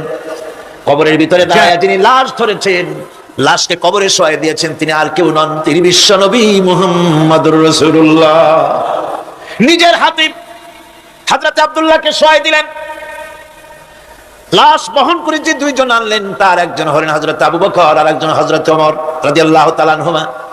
আর আলো নিয়ে যিনি দাঁড়িয়েছেন, টিম টিম করে জ্বলতেছেন, তিনি হযরত বেলাল। কবরের ভিতরে হযরত আব্দুল্লাহকে শুইয়ে দিয়ে উপরে মাটি দিয়ে নবীজি কবরের 2 দিকে হাত দিয়া আল্লাহ রাব্বুল আলামিনের দরবারে ফরিয়াদ তুললেন, রব্বুল আলামিন, আমি আজকে সন্ধ্যা পর্যন্ত এই আব্দুল্লাহর প্রতি রাজি ছিলাম, খুশি ছিলাম। আল্লাহ গো, তুমি আব্দুল্লাহর প্রতি রাজি হয়ে যাও। হযরত ইবনে মাসউদ রাদিয়াল্লাহু তাআলা আনহু পাশে দাঁড়ানো ছিলেন। চিৎকার দিয়ে কেঁদে কেঁদে বললেন, আয় আল্লাহ তাআলা, এই কবরের ভিতরে আজকে আব্দুল্লাহর লাশটা না হইয়া যদি আমার লাশ হতো, আমার ভাগ্যটা খুলে যেত। শহীদের মর্যাদা আল্লাহ পাকের কাছে সবথেকে বেশি। এই শহীদের পথ নিয়ামত প্রাপ্তদের পথ, যারা নিয়ামত পেয়েছে পৃথিবীতে, নবীজিন, সিদ্দিকিন, শুহাদা, এরাই হচ্ছেন নিয়ামত প্রাপ্ত। আল্লাহর রাস্তায় জীবন দেওয়ায় যে মজা, পৃথিবীতে আর কোনো কিছুতে সেই মজা নাই। হযরত ওমর রাদিয়াল্লাহু তাআলা আনহু দোয়া করতেন, আল্লাহুম্মা রযুকনি শাহাদাতান ফি সাবিলিক ওয়াজআল মাউতি ফি বালাদি রাসূলিক। আয় আল্লাহ, তুমি আমাকে শাহাদাতের মত আমাকে দান করো। শাহাদাতের তামান্না প্রত্যেকটি মুসলমানের ভেতরে থাকতে হবে। শহীদ হওয়া যাবে ইসলামের জন্য। সময় হয়তো আসতে পারে, হয়তো এমন সময় আসতে পারে যখন কোরআনের মর্যাদাকে টিকে রাখার জন্য, সুন্নতে নববীকে টিকে রাখার জন্য জান দেওয়া লাগতে পারে। তখন কি আপনারা জীবন দিতে পারবেন?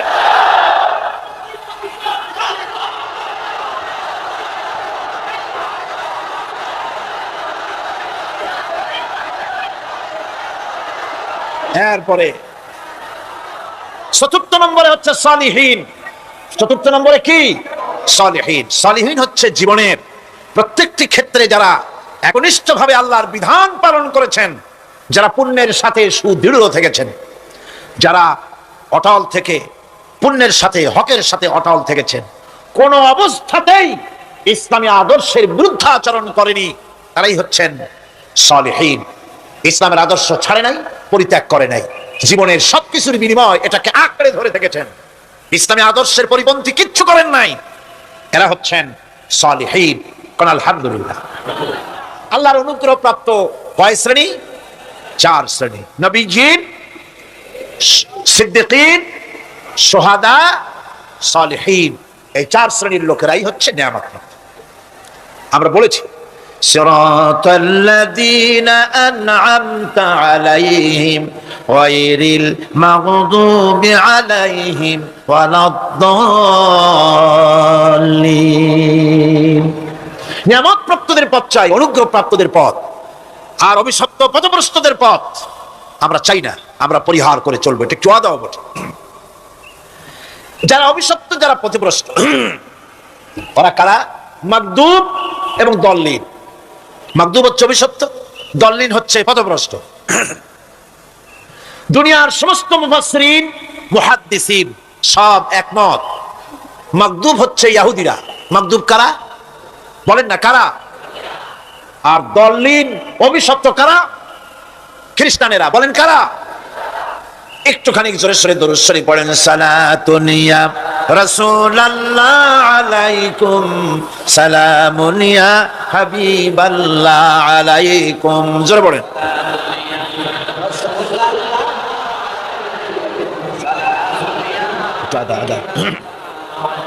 সালাতুন ইয়া রাসূলুল্লাহ।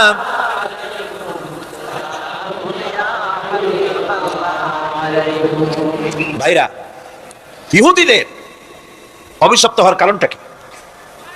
আল্লাহ রাব্বুল আলামিন বলেন, শোনো কারণ কি।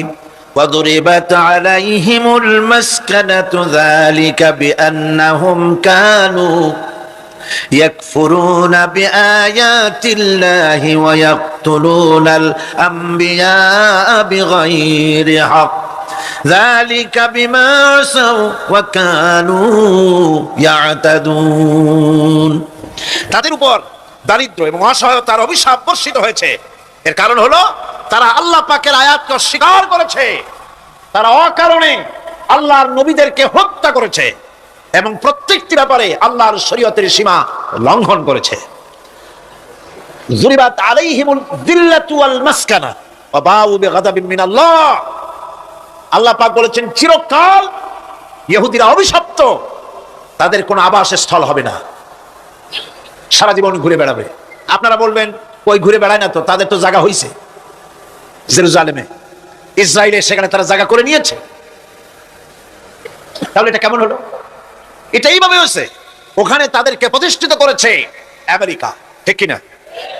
আল্লাহ পাক কোরআন শরীফের মধ্যে বলেছেন, যদিও মানুষের সাহায্যে কোনো জায়গায় তাদেরকে আল্লাহর ইচ্ছায় অথবা মানুষের সাহায্যে কোথাও যদি জায়গা হয়ও, অপমানের জীবন যাপন করতে হবে সারাটা জীবন, কিয়ামত পর্যন্ত দুঃখে দুঃখে মরতে হবে, দেশে দেশে ঘুরে বেড়াতে হবে ভিক্ষুকের মতো। সে অবস্থাই হয়েছে। আমেরিকা ওদের উপর থেকে হাত উঠায়নি। মধ্যপ্রাচ্যের আজকের 20 ফোড়া ইসরায়েল, আমেরিকা যদি তাদের রুবুবিয়াতে প্রতিপালনের হাতটা উঠায় নেয়, তাহলে আরব দেশে যত লোক আছে যুদ্ধ করা লাগবে না, এক পাশে গিয়ে পেশাব করলে ভাসিয়া লোহিত সাগরে চলে যাবে। সুতরাং এই ইহুদিদের পথ অনুসরণ করা যাবে না। ইহুদিরা অপরাধ করছিল কি? একটু আগেই বললাম, তারা আল্লাহর আয়াত অস্বীকার করেছে, তারা নবীদেরকে হত্যা করেছে, এটাই হলো তাদের অপরাধ। তারা শরীয়তের ব্যাপারে বাড়াবাড়ি করেছে। আর খ্রিস্টানরা, তাদের অপরাধ কি? তাদের অপরাধ হচ্ছে তারা আল্লাহর বিধানের উপরে তারাও বাড়াবাড়ি করেছে। তারা নিজেদের আল্লাহর বিধান বাদ দিয়ে নিজেদের মন গড়া জীবন যাপন শুরু করেছে। তারা ঈসা আলাইহিস সালামকে আল্লাহর ছেলে বানাইছে। তারা মদ খায়, তারা জিনা করে, তারা শুকর খায়, তাদের উপরে শরীয়তকে সম্পূর্ণ বুড়াঙ্গুল দেখায়া তারা মুশরিকের চাইতেও খারাপ হয়ে গিয়েছে, ঠিক কিনা?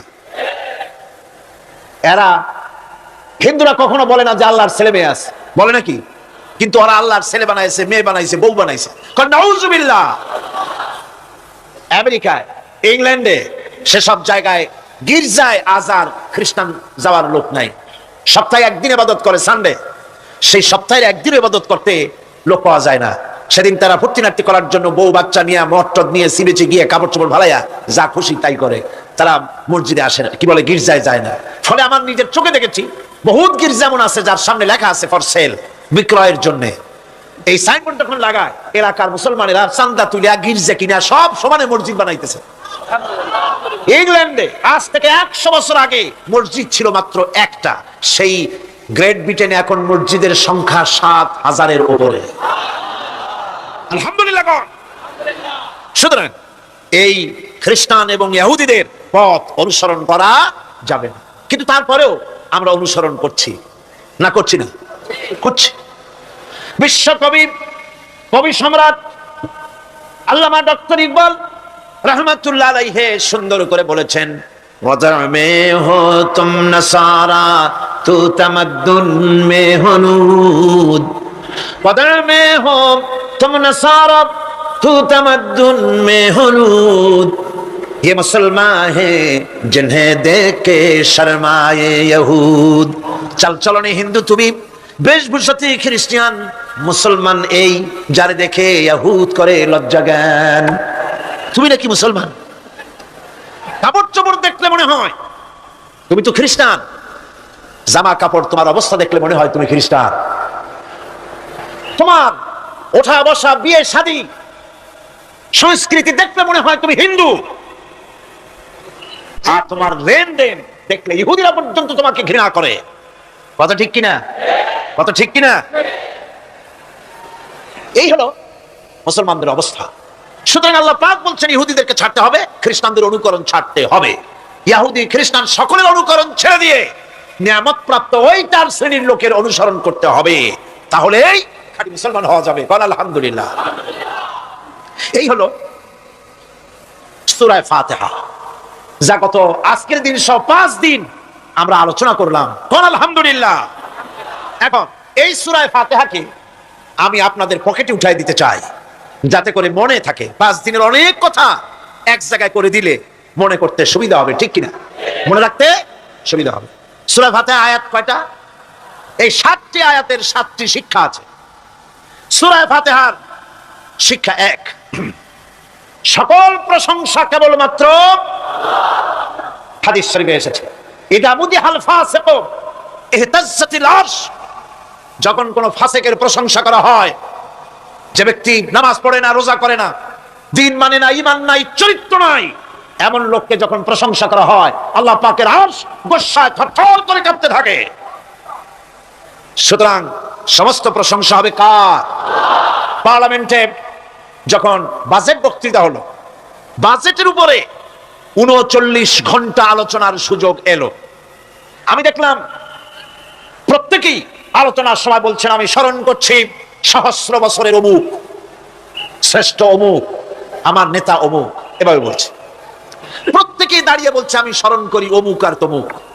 আমি খুব চিন্তায় পড়ে গেলাম, আহারে, পৃথিবীর দ্বিতীয় বৃহত্তম মুসলিম দেশ, আমার আল্লাহর নাম উঠছে না। আমি সময় পেলাম 25 মিনিট। তথ্য মন্ত্রণালয়ের কলিজা তো পুঁটি মাছের মতো বড়, সেই জন্য আমার বক্তব্য তারা দেয় নাই।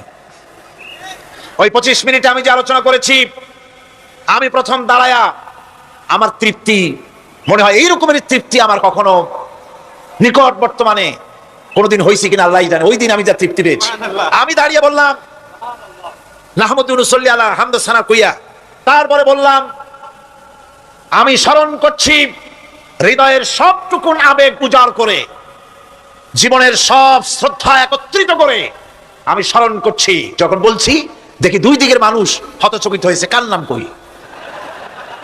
আমি বললাম আমি স্মরণ করছি বিশাল ওই আকাশের মালিক, বিস্তীর্ণ এই জমিনের মালিক, কুল কায়নাতের মালিক আমার আল্লাহ রাব্বুল আলামিনকে স্মরণ করছি।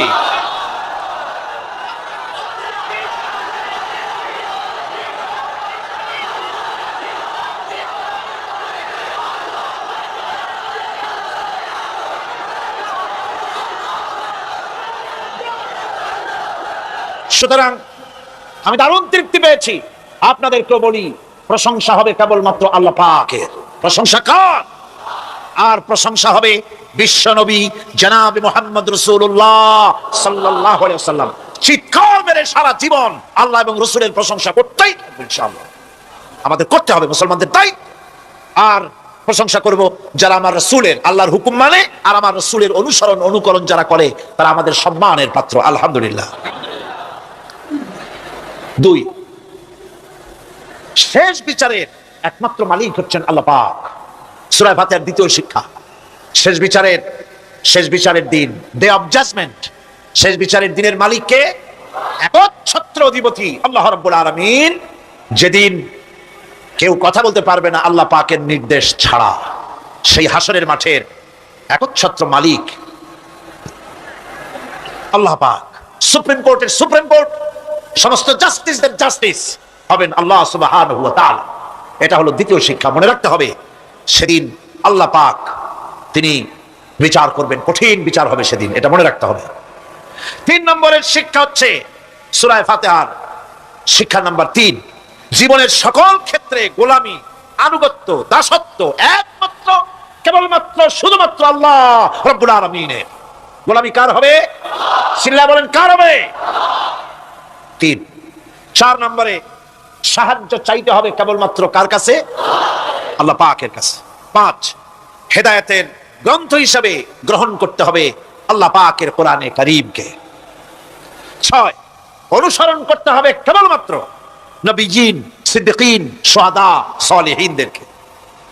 7, জীবনের সকল স্তর থেকে ইহুদি এবং নাসারাদের প্রভাব মুক্ত করতে হবে নিজের জীবনকে। ইহুদি, নাসারা, আল্লাহ বিরোধী যারা মুশরিক, নাস্তিক, মুরতাদ, এই সবগুলি থেকে নিজেকে মুক্ত করতে হবে। গোলামি হবে কেবলমাত্র আল্লাহ পাকে। আর এইভাবে 7টি আয়াতের 7টি শিক্ষা আপনাদের সামনে পেশ করলাম। আল্লাহ রাব্বুল আলামিন এগুলির জন্য মানার তৌফিক আমাদের দেন, আমরা বলি আমিন। আর জোরে বলেন আমিন। বন্ধুগণ, গায়রিল মাগদুবি আলাইহিম ওয়ালাদ-দাল্লিন আমরা পড়ি, ইহুদি এবং খ্রিস্টানের পথ অনুসরণ করব না বলি, কিন্তু এই তো 1 জানুয়ারি আসতেছে। 1 জানুয়ারি 1997 সন 31 ডিসেম্বর রাত 12টা 1 মিনিটের সময় বাংলাদেশের শহর সমূহে বাজি পোড়ানো শুরু হয়। কথা ঠিক কিনা? আমি জিজ্ঞেস করতে চাই, এটা কি খ্রিস্টানের দেশ? জোরে বলেন, এটা কি খ্রিস্টানের দেশ? অবশ্য আমাদের দেশে খ্রিস্টান, হিন্দু, বৌদ্ধ যারা আছে তারাও আমাদের নাগরিক, সন্দেহ নাই। কিন্তু এই দেশ হচ্ছে পৃথিবীর 2য় বৃহত্তম মুসলিম দেশ। খ্রিস্টানেরা নববর্ষ উদযাপনের জন্য বাজি পোড়াক, ফুর্তি করুক, যা বললায় তাই করুক, কিন্তু একজন মুসলমান এই নববর্ষ উদযাপনের জন্য বাজি পোড়াতে পারে না, বোমা ফুটাতে পারে না, ফুর্তি করতে পারে না। মানে নাই, জাস্টিফিকেশন নাই। এটা যদি করা হয় আপনি খ্রিস্টানদের গোলামি করছেন, এটাই প্রমাণিত হবে। 1 বৈশাখ নববর্ষ উদযাপন করা হয় আমাদের দেশে। আজ 2-4 বছর ধরে শুরু হয়েছে 1 বৈশাখ উদযাপন করা। 1 বৈশাখে সকালবেলায় বাসন্তী রঙের শাড়ি পরে সারা রাত রাস্তায় আলপনা এঁকে রমনা লেকের পাশে গিয়ে যুবতী আর যুবকরা বাসন্তী রঙের শাড়ি পরে সূর্য উদয়ের পানে করজোড়ে সেদিকে তাকিয়ে বলে, এসো হে নববৈশাখ স্বাগতম হে। বৈশাখ বলে, বাবাজিরা আমারে ডাকতেছো? ওয়েট এন্ড সি, অপেক্ষা করো, আসতেছি। যে বৈশাখকে ডাকা হলো, স্বাভাবিক বৈশাখ কাল বৈশাখী রুদ্র রূপ ধারণ করে 180 মাইল স্পিডে এসে বাড়ি ঘর কল কারখানা ভাঙ্গিয়া জনমের মতো স্বাগতম হে। এরপর রাজনৈতিক নেতৃবৃন্দ এবং বুদ্ধিজীবী, ছাত্রছাত্রী, শিক্ষক, এক শ্রেণীর শিক্ষকবৃন্দ মঙ্গল প্রদীপ জ্বালিয়ে দিনের সূচনা করেন। কুকুরের মুখোশ, গাধার মুখোশ, কুমিরের মুখোশ পরে মিছিল করেন। ঢোল আরো কি হাবিজাবি বাজাইয়া ফুর্তির চোটে সিটই পড়বে না খাড়া হয়ে থাকবে দিশা করতে পারে না। ঠিক কিনা কন? আমি জিজ্ঞেস করি, 1 বৈশাখের সাথে উদযাপন, নববর্ষ উদযাপনের সাথে মুখোশ পরার সম্পর্ক কি? গরু আর গাধার শুকরের মুখোশ পরে আপনি কি বুঝাতে চান যে নতুন বছরটা জাতির সাথে গাধার মতো ব্যবহার করবেন অথবা কুকুরের মতো? নাউযুবিল্লাহি মিন যালিক। মুসলমানদের জন্য জায়েজ নাই, হারাম হারাম। বৈশাখের কোনো গুরুত্ব নাই। 1 বৈশাখ যদি কিছু করতেই হয় ফজরের নামাজ পড়ে, দরুদ পড়ে, তেলাওয়াত করে আল্লাহর কাছে মুসলমানের দোয়া করা দরকার। আল্লাহ, বিগত বছরটা পার করেছি গুনাহ করে, নাফরমানি করে, আগামী বছর আমাদেরকে নেককার বানাও, নামাজি বানাও, চরিত্রবান বানাও, দিনদার বানাও, বছরটা দেশের জন্য, জাতির জন্য কল্যাণকর করে দাও। ভালো হইতো না? ভালো হইতো না? ভালো হতো। কিন্তু কপাল খারাপ, সংস্কৃতির নামে আসছে বেহায়াপনা। ভারতীয় উৎসব হয় বাংলাদেশে, ইন্ডিয়ান ফেস্টিভ্যাল। আমি প্রশ্ন করতে চাই সরকারের কাছে, বাংলাদেশের উৎসব ভারতে হয় কিনা? যদি বাংলাদেশের উৎসব ভারতে না হয়, বাংলার মাটিতে ভারতের উৎসব কেন?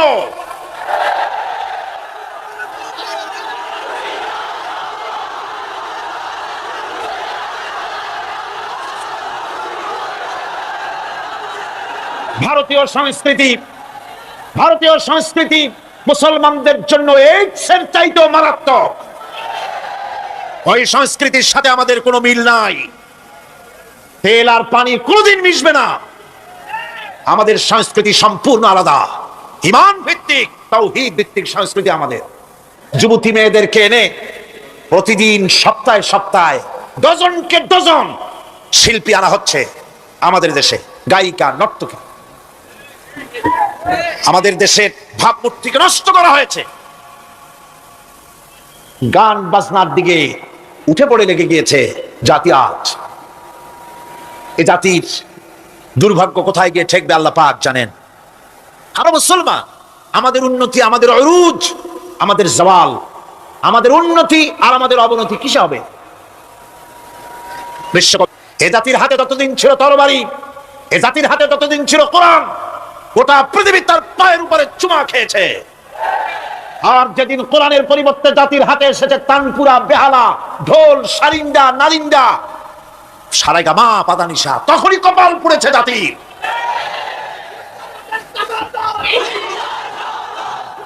আজ আমাদের দেশে স্বাধীনতার রজত জয়ন্তী উদযাপন হয়েছে, শুধু গান আর গান, নাচ আর নাচ। সরকারের কোটি কোটি টাকা খরচ হয়েছে। স্বাধীনতার জন্য তো উৎসব করবই। স্বাধীনতা থাকলে আমরা থাকবো, স্বাধীনতা না থাকলে আমরা গোলাম হয়ে যাব, ঠিক কিনা? কিন্তু আমার পদ্ধতি আলাদা, আমার ইসলামের পদ্ধতি আলাদা। আমরা হিন্দুর মতো, খ্রিস্টানের মতো নাচতে পারি না, গাইতে পারি না, ঢোল বাজাতে পারি না। বিজয় এলে কি করবেন আল্লাহ শিখাই দিয়েছেন। কে শিখেছেন? আল্লাহ রাব্বুল আলামিন বলেন, ইযা জাআ নাসরুল্লাহি ওয়াল ফাতহ ওয়া রাআইতান নাসা ইয়াদখুলুনা ফি দীনিল্লাহি আফওয়াজা ফাসাব্বিহ বিহামদি রাব্বিকা ওয়াস্তাগফির ইন্নাহু কানা তাওয়াবা। আল্লাহর পক্ষ থেকে যখন বিজয় আসবে, ও নবী, বিজয় যখন আসবে আল্লাহর পক্ষ থেকে, তখন আপনি দেখতে পাবেন আল্লাহর পক্ষ থেকে মদদ, বিজয় যখন আসবে, দলে দলে লোক ইসলামের মধ্যে প্রবেশ করবে। এই বিজয় দেখে আপনি কি করবেন? আপনার জন্য দায়িত্ব তখন ফাসাব্বিহ বিহামদি রাব্বিকা ওয়াস্তাগফির ইন্নাহু কানা তাওয়াবা। আপনি বেশি করে ইস্তেগফার করুন, বেশি করে তাসবিহ পড়ুন। রাসূল কারীম সাল্লাল্লাহু আলাইহি ওয়াসাল্লাম এই সূরা নাযিল হওয়ার পর, ইসলামের চূড়ান্ত বিজয়ের মুহূর্তে এই সূরা যখন নাযিল হলো, রাসূল কারীম সাল্লাল্লাহু আলাইহি ওয়াসাল্লাম হাদিস শরীফে এসেছে, সারাক্ষণ বেশিরভাগ পড়তেন সুবহানাকা আল্লাহুম্মা ওয়া বিহামদিকা নাস্তাগফিরুকা ওয়া নাতুবু ইলাইক। সুবহানাকা পড়েন, সুবহানাকা আল্লাহুম্মা ওয়া বিহামদিকা নাস্তাগফিরুকা ওয়া নাতুবু ইলাইক। রাসূল কারীম সাল্লাল্লাহু আলাইহি ওয়াসাল্লামকে হযরত আয়েশা সিদ্দিকা রাদিয়াল্লাহু তাআলা আনহা জিজ্ঞেস করেছেন, হুজুর আপনি এখন এই দোয়াটা এত বেশি বেশি করতেছেন কেন? হুজুর বলেছেন, এটা আমাকে পড়তে বলা হয়েছে, আমাকে ইস্তেগফার করতে বলা হয়েছে, আমাকে তাসবিহ করতে বলা হয়েছে। অর্থাৎ বিজয়ে বিনয়ী হও, স্বাধীনতা দেন আল্লাহ, টিকে রাখার মালিকও সে আল্লাহর প্রতি রুজু হতে হবে, মাথা নত করতে হবে। ঢোল বাজায় জাতির স্বাধীনতা রক্ষা করা যাবে না। গানকে নাটক করে ভারতীয় সংস্কৃতির উলঙ্গ বেহায়া নর্তকী এনে বাংলাদেশের স্বাধীনতা রক্ষা করা যাবে না। স্বাধীনতা রক্ষা করতে পারবে ইমানদার, সাহসী সরকার। ইমানদার হতে হবে, সাহসী হতে হবে। স্পষ্ট করে ভারতকে জানিয়ে দিতে হবে, বাংলাদেশের বুকের উপর থেকে ট্রানজিট দেওয়া হবে না, হবে না, হবে না। আমাদের চট্টগ্রামে, এই চট্টগ্রামের পোর্টকে থামুন, চট্টগ্রামের বীর চট্টগ্রাম পোর্টকে ভারতের জন্য উন্মুক্ত হতে দেওয়া হবে না। এদেশের লক্ষ লক্ষ মানুষের জীবন যেতে পারে, ভারতকে ট্রানজিট দেব না। ভারতকে ট্রানজিট দেওয়ার অর্থ হলো ভারতের সেনাবাহিনীকে বাংলাদেশকে ওয়েলকাম করা, ভারতের ডেঙ্গু জ্বর, তাদের এইডস রোগ বাংলাদেশে আমদানি করা, বাংলাদেশকে ভুটান সিকিমের মতো ভারতের গোলাম বানিয়ে দেওয়া।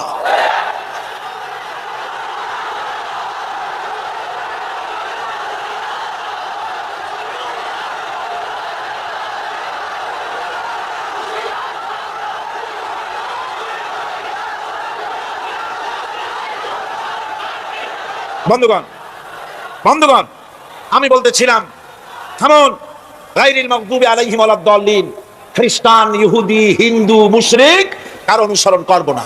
অনুসরণ করব কয় শ্রেণীর? 4 শ্রেণীর, নবীয়িন, সিদ্দিকিন, শুহাদা, সালেহিন। বল আলহামদুলিল্লাহ। এরপর আমরা মুসলমান, কিন্তু আমাদের বিবাহ অনুষ্ঠান যখন হয়, এই বিবাহ অনুষ্ঠানগুলি আমরা কি মুসলমানদের মতো করি? জবাব চাই, করি? আপনারা যে হলুদ অনুষ্ঠান করেন, শরীয়তের কোন জায়গায় আছে? এই হলুদ অনুষ্ঠান হিন্দুদের কাছ থেকে আমদানি হয়েছে। একটা হলুদ অনুষ্ঠানে যা খরচ হয় তা দিয়ে 6টা বিয়ে করানো যায়। সুতরাং আজ থেকে তওবা করুন, আমরা আর হলুদ অনুষ্ঠান করব না। রাজি আছেন? রাজি আছেন? বিবাহের নামে অপসংস্কৃতির জায়গা আমরা করে দিতে পারি না। যৌতুক যেমন হারাম, কত মাহফিলে বলেছি, মনে আছে না? মনে আছে কিনা? যৌতুক যেমন হারাম, যৌতুক কি আপনারা নেবেন নাকি? মেয়েওয়ালাদের উপরে চাপ সৃষ্টি করবেন না, জায়েজ নাই। মেয়েওয়ালারা যদি ইচ্ছে করে কিছু দেয়, নিবেন। আমি তো আশা করেছিলাম যে সংসদ নেত্রী, প্রধানমন্ত্রী মহিলা, বিরোধী দলীয় নেত্রীও মহিলা, সুতরাং মহিলাদের উপরে তাদের দরদের খাতিরেই তারা যৌতুক বিল উত্থাপন করবেন, কিন্তু তারা করেন নাই। তাদের উচিত ছিল যৌতুককে ঝাঁটা মেরে বঙ্গোপসাগরে ফেলে দেওয়া, ওনারা তা করেন নাই। কিন্তু আমি ইনশাআল্লাহ সংসদের যৌতুক বিল জমা দেব ইনশাআল্লাহ। আমি একা অথবা আমরা 3 জন যাই হই, সংসদে আমি কখনো একাকিত্ব ফিল করি না, কারণ আল্লাহ রাব্বুল আলামিন আমার সাথে আছেন। এই যৌতুক বিরোধী বিল উত্থাপন করে যৌতুক বন্ধ করতে হবে। 2 নম্বরের কথা হচ্ছে, মেয়েওয়ালারা তারাও আবার একটা খারাপ কাজ শুরু করেছেন, সেটা হলো বেশি পরিমাণের মহারানা চাপায় দেওয়া। মহারানা এটা শরীয়ত কোনো বাধ্যে টেন্দে দেয় নাই। ছেলেপক্ষ যদ্দূর দিতে পারে সেইটা মেয়েওয়ালাদের আন্দাজ থাকা উচিত। অহেতুক যৌতুক, অহেতুক মহারানা চাপায় দিবেন না। এটা একটি ট্র্যাডিশন হয়েছে। 5,55,515 টাকা 1 পয়সা, বাজে কাজ। 11 লক্ষ, হ্যাঁ, যদি ছেলেওয়ালা দেওয়ার মতো হয়, স্ত্রী দেন না, কোনো ক্ষতি নাই। আল্লাহ তো কোরআন শরীফে বলেছেন, তোমার বউরে যদি তুমি পাহাড় সমান সম্পদ দাও, কণা মাত্র ফিরাই নিও না। সুবহানাল্লাহ। আর মহারানার টাকাকে ফরজরূপী দায়িত্ব হিসাবে আদায় করে দাও। কাজী যে মহারানা আদায় হতে পারে এই রকমের মহারানা দেওয়া উচিত। অতিরিক্ত চাপাই দিবেন, দিতে পারবে না, কিয়ামতের দিন ওই পুরুষটাকে আল্লাহর দরবারে জিনা আকারের কাতারে দাঁড়াতে হবে। আমাদের বিবাহ সম্পর্কে এই কথাটা বললাম, মনে রাখবেন, যৌতুক নিবেন না, আর অতিরিক্ত মহারানার বোঝাও চাপাই দিবেন না। তবে যা দিতে পারে সেই রকমই আপনারা দিবেন। এরপরে আর একটা জিনিস আমাদের দেশে চালু আছে, যা হিন্দু খ্রিস্টানদের সঙ্গে মিলে যায়, তা হচ্ছে কোন সম্মানিত লোক মারা গেল, তার জন্য নীরব হয়ে দাঁড়ায় থাকা। আমাদের পার্লামেন্টের একজন সদস্য মারা গেলেন, সংসদে প্রস্তাব উঠলো 1 মিনিট নীরব হয়ে দাঁড়ায় থাকে। আমি বললাম, স্পিকার সাহেব, 1 মিনিট দাঁড়ায় থাকলে যদি সওয়াব হয়, তো 1 মিনিট কেন, আসুন আমরা 25 মিনিট খাড়াই থাকি। আর যদি কোনো সওয়াবই না হয়, তাহলে এই প্রহসন কেন? আমরা তো আমাদের মা বাপের কবরের কাছে গিয়া কোনোদিন ভূতের মতো খাড়াই থাকি না, সেখানে তো অবশ্যই আমরা দোয়া দুরূদ পড়ি, ঠিক কিনা? বললাম, স্পিকার সাহেব, আমার মাহফিল যদি হতো তো আমি বলতাম সূরা ফাতিহা পড়েন, ইখলাস পড়েন, দরুদ শরীফ পড়েন। এটা আপনার মাহফিল, এটার গার্ডিয়ান আপনি, এটার অভিভাবক আপনি। আপনি সকলকে বলেন সূরা ফাতিহা, সূরা ইখলাস পড়তে। মাননীয় সম্মানিত স্পিকার সাথে সাথে বললেন সকলকে, আপনারা ফাতিহা পড়েন, ইখলাস পড়েন, দরুদ শরীফ পড়েন। আলহামদুলিল্লাহ, বলেন আলহামদুলিল্লাহ। আমরা চেষ্টা করছি সংসদের ভেতরে একটা গুণগত পরিবর্তন আনার জন্য। আল্লাহ যেন তৌফিক দান করেন, আমিন। ভাইরা আমার, সুতরাং এই সমস্ত হচ্ছে খ্রিস্টান ইহুদিদের কাস্টমস, তাদের ট্র্যাডিশন, এর সাথে আমাদের কোনো সম্পর্ক নাই। হিন্দুরা খ্রিস্টানেরা কেউ মরে গেলে পরে দাঁড়ায় থাকুক, শুয়ে থাকুক, যেমনি পারে তেমনি করুক, কিন্তু আমি তো মুসলমান, আমি কি যারা বলেন আমরা কি, ইসলাম যা এলাউ করে না আমরা তা করতে পারি না। যা চাবার আল্লাহর কাছে চাইতে হবে। ওয়াইজা সালতা ফাসআলিল্লাহ ওয়াইজা ইসতাআনতা ফাসতাইন বিল্লাহ। যা কিছু চাওয়ার আল্লাহর কাছে চাও, যা কিছু বলার আল্লাহকে বলো। সব কিছু করার মালিক তিনি, সুবহানাল্লাহ বলেন। এই জন্য মাজারের সাথে মুসলমানদের সম্পর্ক হবে না, মুসলমানদের সম্পর্ক হবে মসজিদের সাথে। কিসের সাথে বলেন জোরে? আপনি কোন অসুবিধায় পড়েছেন, মাজলুম হয়েছেন, অত্যাচারিত হয়েছেন, চাকরির সমস্যা হয়েছে, ঘরে খাবার নাই, অসুখ বিসুখ হয়েছে, নানান ধরনের সমস্যায় পড়েছেন, কোনো মাজার নয়, কোনো পীর নয়, মসজিদের ভিতরে চলে যান, উজু করে মসজিদে ঢুকে 2 রাকাত কাজায়ে হাজাতের নামাজ পড়েন। রাসূলুল্লাহর উপরে যখনই বিপদ হতো তিনি নামাজে দাঁড়ায় যেতেন। সুবহানাল্লাহ বলো। আপনি কেন যাবেন একটা কবরের কাছে? আপনার সাহায্য কামনার জন্য কোনো পীর নয়, আপনার সাহায্যের জন্য কোনো কবর নয়, সাহায্য পাওয়ার জন্য কে? আল্লাহ চান আপনার ঈমানটা খালেস হোক। আল্লাহ তাআলা এটা বরদাস্ত করতে পারেন না যে মানুষ কারো কাছে গিয়া আরেকজনের কাছে গিয়ে নথি স্বীকার করুক। আল্লাহ সহ্য করেন না। ইন্না শিরকা লাযুলমুন আযীম। শিরক হচ্ছে মস্ত বড় জুলম, অত্যাচার। আল্লাহ সব থেকে অপছন্দ করেন কোন গুনাহ বলেন? শিরক। আল্লাহ সহ্যই করেন না। কেন করেন না? একটা যুক্তিতে আসে, যারা বিবাহ করেছেন তাদের স্ত্রী যদি স্বামীর সাথে যে ধরনের হাসি খুশি প্রেমের আদান প্রদান করে, স্বামী ছাড়া যদি আরেকজন পুরুষের সাথে এরকমের ভাব বিনিময় করে, ফোনে কথা বলে, প্রেম করে, খুব সুন্দর করে ভালোবাসা দিয়ে যদি চিঠি লেখে অন্য পুরুষের কাছে, অথবা প্রেম নিবেদন করে, তাহলে স্বামীদের অবস্থা কেমন হবে বলেন? এইটার জবাব দিতে যদি দেরি হয় তো খুবই কুলক্ষণ। হ্যাঁ, ভয়ানক হবে, ভয়ানক হয়ে যাবে। নিজের চরিত্র যতই যা হোক, বউর চরিত্র ভালো চাই। আচ্ছা বলেন তো, স্ত্রী আপনার সঙ্গে যেভাবে প্রেমের হাসি হাসে, প্রেম নিবেদন করে, ওই রকম আরেকটা পুরুষের কাছে সাথে করলে আপনার সহ্য হয় না কেন? আপনি স্ত্রীর উপরে আপনার অধিকারটা কতখানি, কি জন্যে? আপনার স্ত্রীর যে হাসি, যে মিষ্টি হাসি, যা আপনার প্রাণ কেড়ে নেয়, ওই হাসিতে আপনার কোনো অবদান আছে বলেন? তার যে টানা টানা চোখ, সুন্দর ভ্রু, মাথায় অনেক লম্বা চুল, শরীরটা সুন্দর, যৌবন, রূপ, এর ভিতরে আপনার কোনো অবদান আছে? হ্যাঁ, একটু তো আছেই। আপনি যে মুখ দিয়ে বউটা হাসে, সেই ঠোঁটে একটু লিপস্টিক লাগাইছেন, যে চোখের জন্য আপনি পাগল, সেই চোখে একটু কাজল লাগাইছেন, শরীরটাকে পেঁচাবার জন্য সুন্দর একটা শাড়ি কিনে দিয়েছেন। একটা শাড়ি দিয়ে, একটু লিপস্টিক কিনে দিয়ে, চুলের একটা ক্লিপ কিনে দিয়ে, একটা ভালো শাড়ি কিনে দিয়া স্ত্রীর উপরে যদি এত অধিকার আছে যে কোনদিন মৃত্যু পর্যন্ত কোন প্রেমের হাসি, ভালোবাসার আদান প্রদান আপনি ছাড়া আর কারোর সাথে করতে পারবে না, এইটা যদি আপনার অধিকারে ভাবে প্রতিষ্ঠিত হয়, তাহলে এই হাসি যিনি দিলেন, এই দাঁত, এই সুন্দর চোখ, এই রূপ, এই যৌবন যে আল্লাহ তাআলা দিলেন, তার সামনে কোনো পীর অথবা কবরের সামনে যদি হাত পাতে, আল্লাহ বরদাস্ত করেন না। কথা কি বুঝে আসছে? কথা বুঝে আসছে? আলহামদুলিল্লাহ বলে। আলহামদুলিল্লাহ। বুঝলেই আমাদের কষ্ট সার্থক। আলহামদুলিল্লাহ বলি। আমরা যেন আল্লাহরে চিনতে পারি, বুঝতে পারি। আমার বিশ্বাস করুন, কোরআন আমার সামনে, আল্লাহর কসম, কোন জীবিত পীর, কোন মৃত্যু পীর আমার ভাগ্যের ভালো বা মন্দ করার কোন অধিকার রাখে না, রাখে না, রাখে না। কোন পীর ফু দিয়ে আমার ভাগ্যকে ভালো বানাই দিতে পারবে না, পারবে না, এবং আমার একটা চুলও বাঁকাও করতে পারবে না। খাইরিহি ওয়া শাররিহি মিনাল্লাহি তাআলা। আমার ভালো, আমার মন্দ করার একমাত্র মালিক কে? আল্লাহ। এক আঙ্গুল আকাশের দিকে উঁচু করে চিৎকার দিয়ে বলুন, কে? আবার বলেন, আবার বলেন, আবার বলুন। আল্লাহ কবুল করুন, বলেন আমিন। আমার এই বক্তব্য দিয়ে আমি কোন পীরকে অমর্যাদা করছি না। পীর সাহেবদের কাছে পীর কোন শরীয়তের শব্দ নয়। কোরআন এবং হাদিসে কোথাও পীর বলে কোনো শব্দ নাই। এটি ফার্সি শব্দ। এই শব্দের অর্থ হলো বৃদ্ধ। তো পীর যদি বৃদ্ধ হয় ভালো কথা, তিনি যদি আলেম হন আরো ভালো কথা। কিন্তু বাপ পীর ছিল, উনিও সেই সুবাদে পীর, ইলেম নাই, তোনার নিজের কাছেই তো টস নাই। আপনাকে অন্ধকারে উনিও ম্যানহোলের মধ্যে পড়বে, আপনারে নিয়ে পড়বে। আলেম হইতে হবে, পীর যদি হয় আলেম হইতে হবে, 1 নম্বর কথা। 2 নম্বর কথা হলো তিনি ব্যবসায়ী হবেন না, ধর্মের নামে তিনি ব্যবসা করবেন না। তিনি মানুষকে হেদায়েতের পথ দেখাবেন, প্রয়োজনে জেলে যাবেন, প্রয়োজনে ফাঁসির মঞ্চে দাঁড়াবেন। তিনি নিজেকেই ইসলামের সব আমি করি, আর ইসলাম কারো কাছে নাই। যারা ইসলাম করলো 70-80 বছর ধরে রাজনীতির পথ দেখালো, তারা ইসলামের দল না, ওনারটাই ইসলামের দল। এই ধরনের ফাজলামি বক্তব্য থেকে বিরত থাকতে হবে, এই ধরনের বেয়াদবিপূর্ণ বক্তব্য থেকে বিরত থাকতে হবে।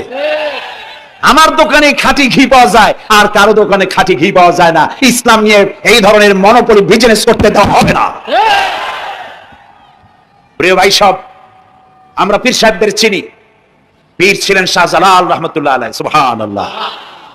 যুদ্ধ করা লাগে না, আজান দিয়েছেন, মূর্তির মাথা ভাঙ্গা চুরচুর হয়ে পড়ে গিয়েছে। গৌর গোবিন্দ পলায়া কুল পায় নাই। লোকেরা যায় তার মাজারে গিয়ে গজাল মাছ জিয়ারত করে আসে, কিন্তু তরবারিটা দেখে আসে না। দোধারি তরবারি এখনো আছে, সুবহানাল্লাহ বলেন। পীর ছিলেন হযরতে বাহাউদ্দিন নকশবন্দি, মুজাদ্দিদ আল ফিসানি রাহমাতুল্লাহ আলাইহি, বড় পীর আব্দুল কাদের জিলানী রাহমাতুল্লাহ আলাইহি, খাজা মঈনুদ্দিন চিশতি রাহমাতুল্লাহ আলাইহি, খাজা জাহান আলী রাহমাতুল্লাহ আলাইহি। কত ওলিউল্লাহর মাজার দিয়ে আমার দেশ ভরা, আলহামদুলিল্লাহ কর। আলহামদুলিল্লাহ। আরে একদিকে মানুষকে মুরিদ বানায়া মুরিদের টাকা দিয়ে নিজেদের পকেট ভরেন নাই। ওনারা এরকম করতেন না, এইরকম করতেন।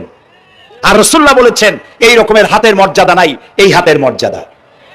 আমি পীর দেখছিলাম, বাইতুল শরফের পীর হযরত শাহ আব্দুল জব্বার সাহেব, আল্লাহ তাআলা জান্নাতুল ফেরদাউসের মেহমান বানায়নি। এই বাংলাদেশে শত শত মসজিদ মাদ্রাসার তিনখানা তৈরি করে গেছেন, সুবহানাল্লাহ।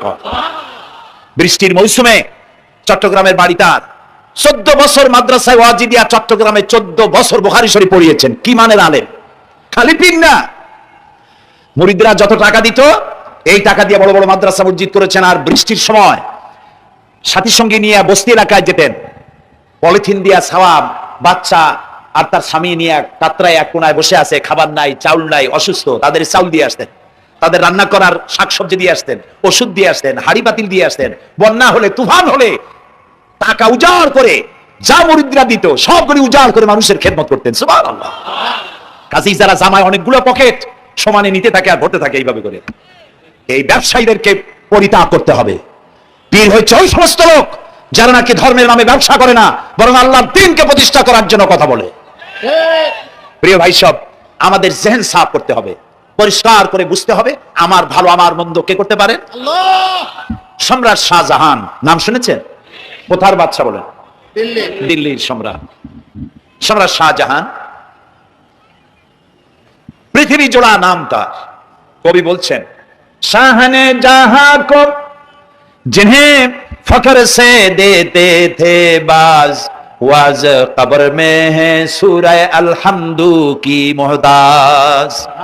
যে শাহজাহানকে কর দিয়া ট্যাক্স দিতে পারলে জনগণ নিজেদেরকে গৌরবান্বিত বলে মনে করত, সেই শাহজাহান কবরে শুয়ে আছে, সূরা ফাতিহার মুহতাজ হয়ে আছে, সুবহানাল্লাহ।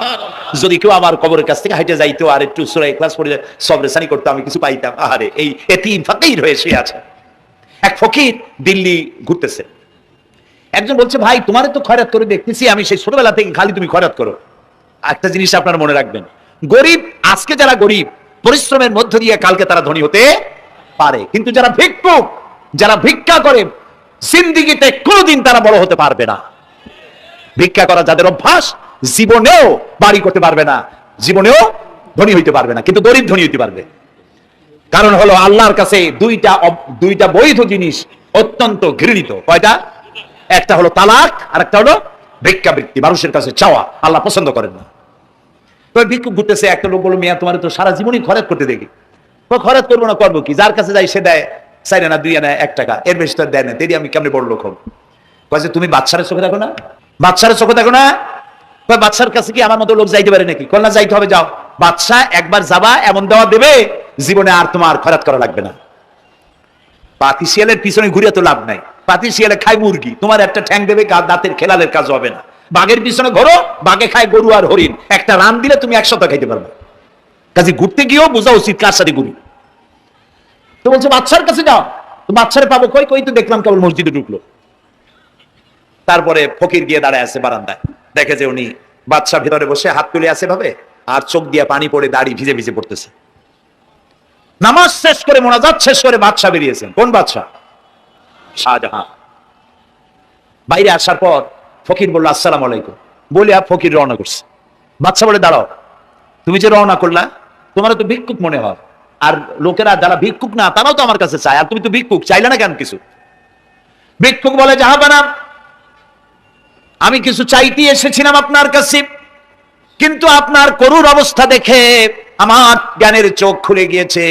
আমি দেখতে পেলাম আমি যার কাছে চাইতে এসেছি আমি তো কান্দি না, হাতও বাতি নাই। যার কাছে চাইতে আসতাম দিল্লির সম্রাট, আবার কোন সম্রাটের কাছে হাত পেতে ভিক্ষুকের মতো কি জানি চায়, আর চোখ দিয়া পানি পড়ে দাড়ি ভিজে ভিজে পড়ছে। আমার জ্ঞানের চোখ খুলে গেছে, দুনিয়ার বাদশার কাছে আর চাইবো না, বাদশা কান্দে যে বাদশার কাছে তার কাছেই চাইবো। প্রিয় ভাই সব, এই জন্য জিহন সাফ করে ফেলুন। দুনিয়ার কোন মানুষের জন্য, মানুষের কাছে নয়, কোন কবরে নয়, কোন কারো কাছে নয়, আল্লাহ তাআলার কাছে আমরা নামাজের মধ্যে ঘোষণা করেছি ইয়াকা না'বুদু ওয়া ইয়াকা নাস্তাঈন। আল্লাহ তাআলা তোমার একমাত্র ইবাদত করি, তোমার কাছে সাহায্য চাই। কাজী সাহায্য আল্লাহর কাছে। কার কাছে চাইবো বলে? আল্লাহ আমাদের ঈমান পোক্ত করে দিন। আমরা বলি আমিন, আমরা বলি আমিন। অসুখ বিসুখ হইলে পরে ধৈর্য ধরবেন। অনেক মানুষ আছে জ্বর হইলে কয় যে এত নামাজ পড়ি খালি জ্বর আমারই হয়, এত রোজা রাখি ভালো ভালো কাম করি আমার ছেলের অসুখ মোটে সারি না। এই জাতীয় কথা বলবেন না। মুমিনের পায়ে যদি কাঁটাও ফোটে সওয়াব থেকে খালি নাই। সুবহানাল্লাহ। ধৈর্য ধরতে হবে। কাঁটা ফুটছে বলেন ইন্না লিল্লাহ। আজাবান লিল মুমিন, মুমিনের জন্য বড়ই আশ্চর্য ব্যাপার, বিপদ হইলেও শুকর আদায় করে আর সুখে থাকলেও শুকর আদায় করে। সুবহানাল্লাহ বিহামদি। বিপদ আসলে সে বলে ইন্না লিল্লাহি, বলেন ইন্না লিল্লাহি ওয়া ইন্না ইলাইহি রাজিউন। আর যখন শান্তি আসে বলে আলহামদুলিল্লাহ। দুই অবস্থায় তার জন্য নিয়ামত আল্লাহর তরফ থেকে সে পায়, আলহামদুলিল্লাহ। প্রিয় ভাই সব, তো আল্লাহর উপর ঈমান আনার জন্য কয়টা শর্ত বলছিলাম?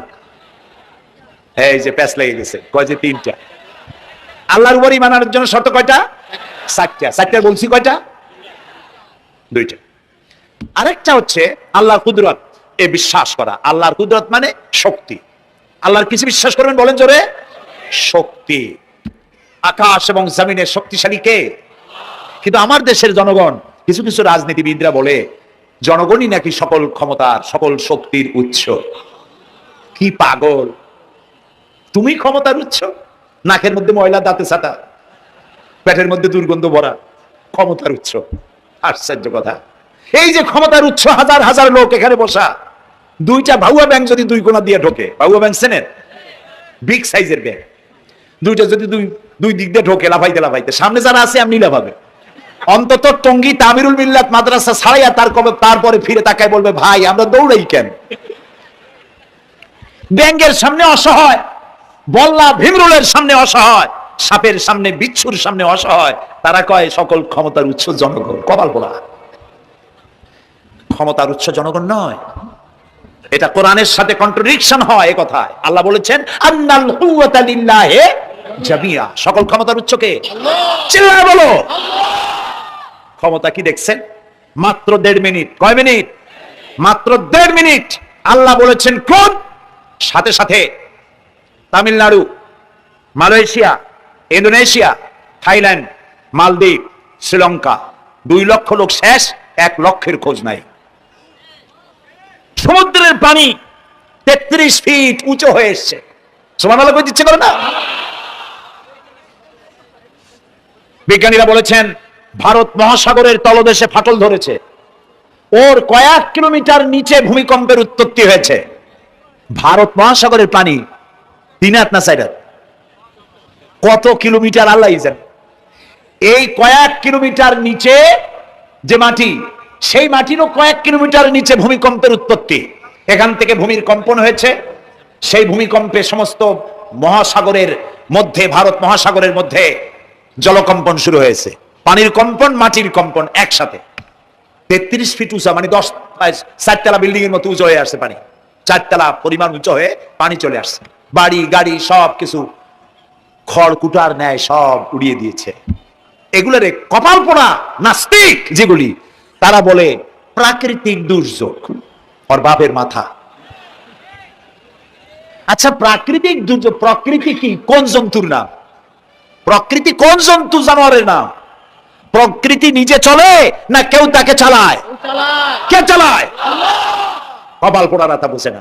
বিশ্ববিদ্যালয়ের শিক্ষক হয়েছে তো, আল্লাহ দিয়ে আসি কোথায়? তবে সব খারাপ না, ভালো আছে আলহামদুলিল্লাহ। কিছু আছে কপাল পোড়া, বিশেষ করে শান্তিনিকেতনে যারা পড়াশোনা করে আসে, সাহিত্য চর্চা করে, এই সাহিত্য চর্চা করতে করতে এক পর্যায়ে কপাল পুড়ে যায়, আল্লাহরে চিনতে পারে না। সব চেনে, আল্লাহরে চেনে না। আল্লাহ এখন চিনাইতেছে ভালো করে। প্রিয় ভাই, সব কমে আদ, কমে সামুদ, এগুলিকে আল্লাহ তারা ধ্বংস করেছেন। কিয়ামতের আগে এই যে 7টা আকাশ, এই আকাশ সম্পর্কে অবিশ্বাসীরা তারা বলেছে আকাশ বলতে কিছুই নাই, এটা নাকি অনেক দূরে, তাই নীলা নীলে দেখা যায়। কি কপাল পোড়া চিন্তা করে, নীলা নীলা দেখা যায়। এই আকাশ মহাশূন্য। এই আকাশগুলি, আকাশ কয়টা? কয়টা স্তর? 7টা।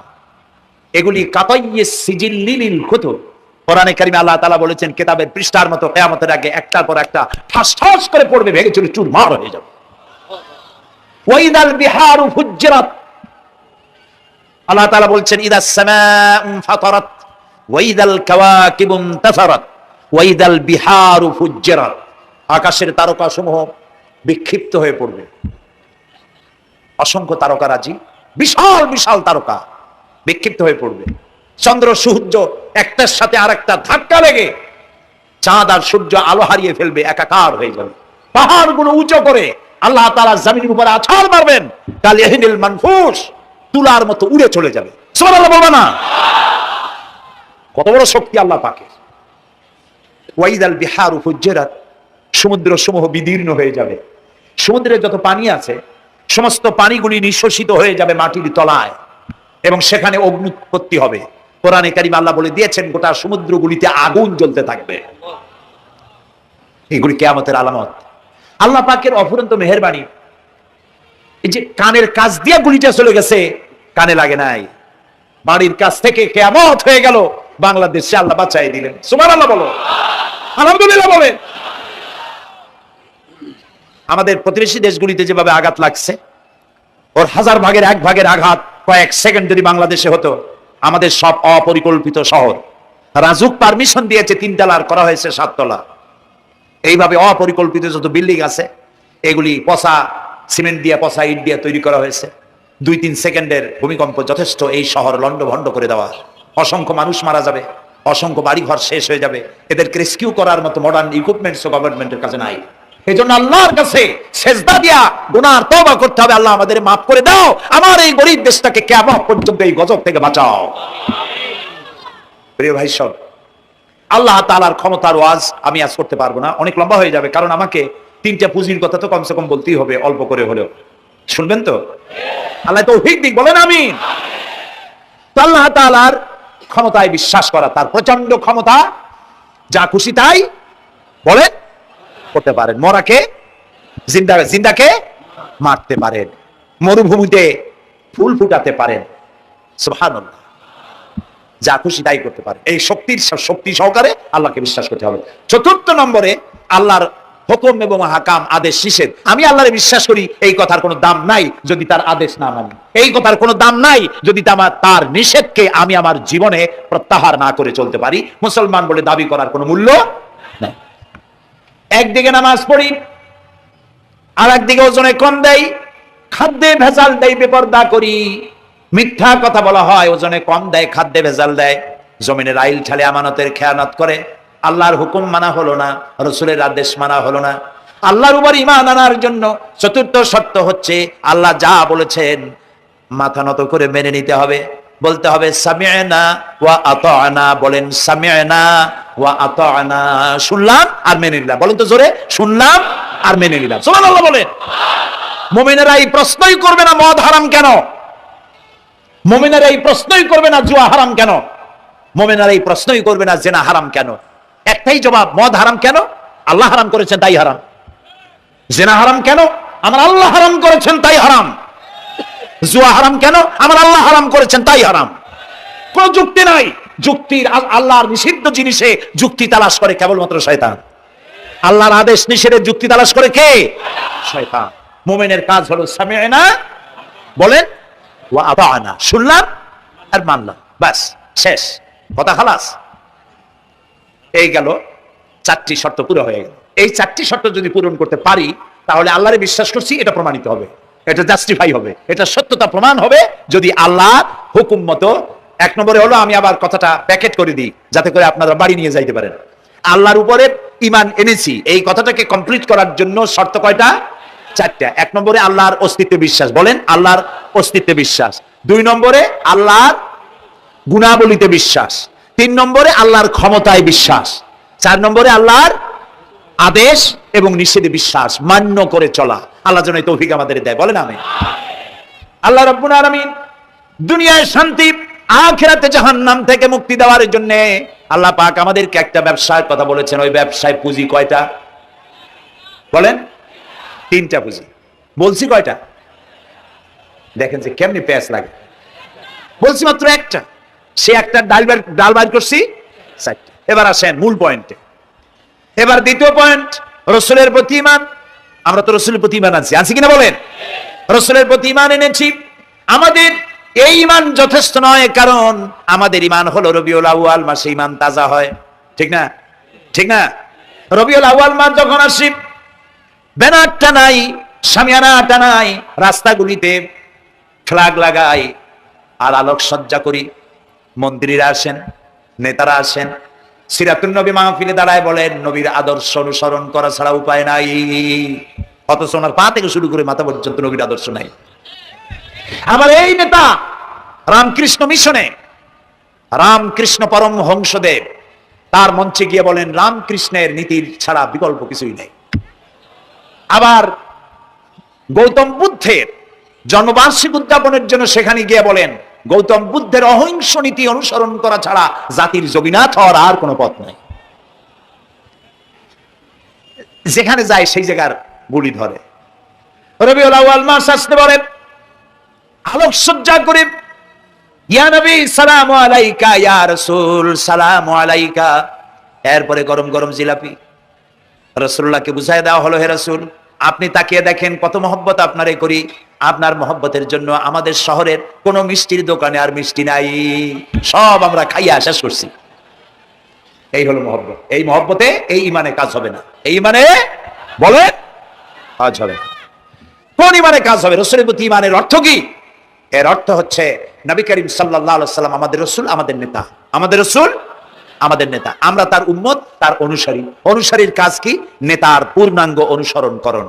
রাসূলুল্লাহর আনুগত্য করতে হবে, এটা কে বলেছেন?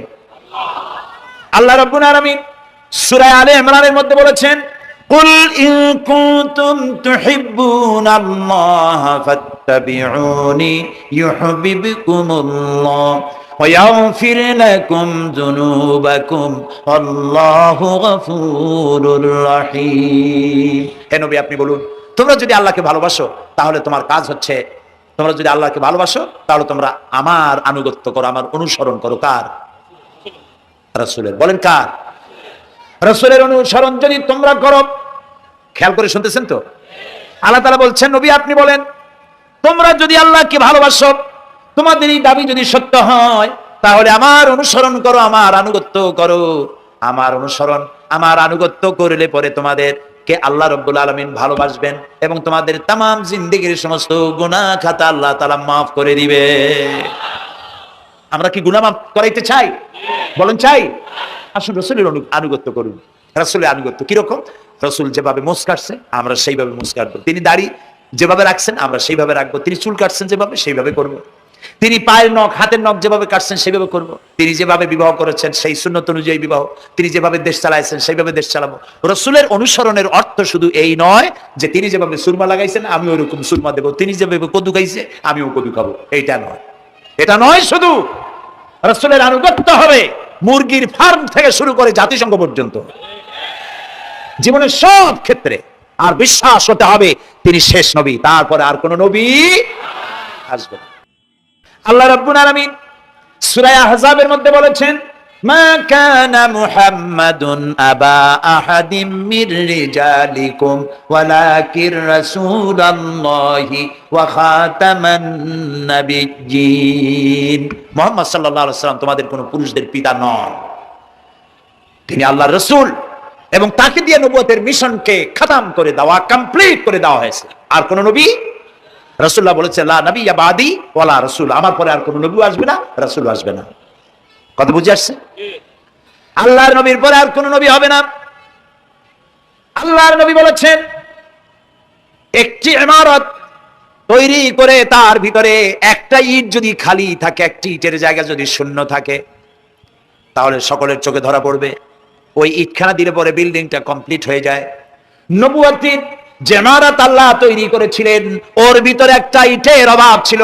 আল্লাহ পাক আমাকে দিয়ে সেই শূন্য জায়গা পূরণ করে দিয়ে নবুয়তের মিশনকে কমপ্লিট করে দিয়েছেন।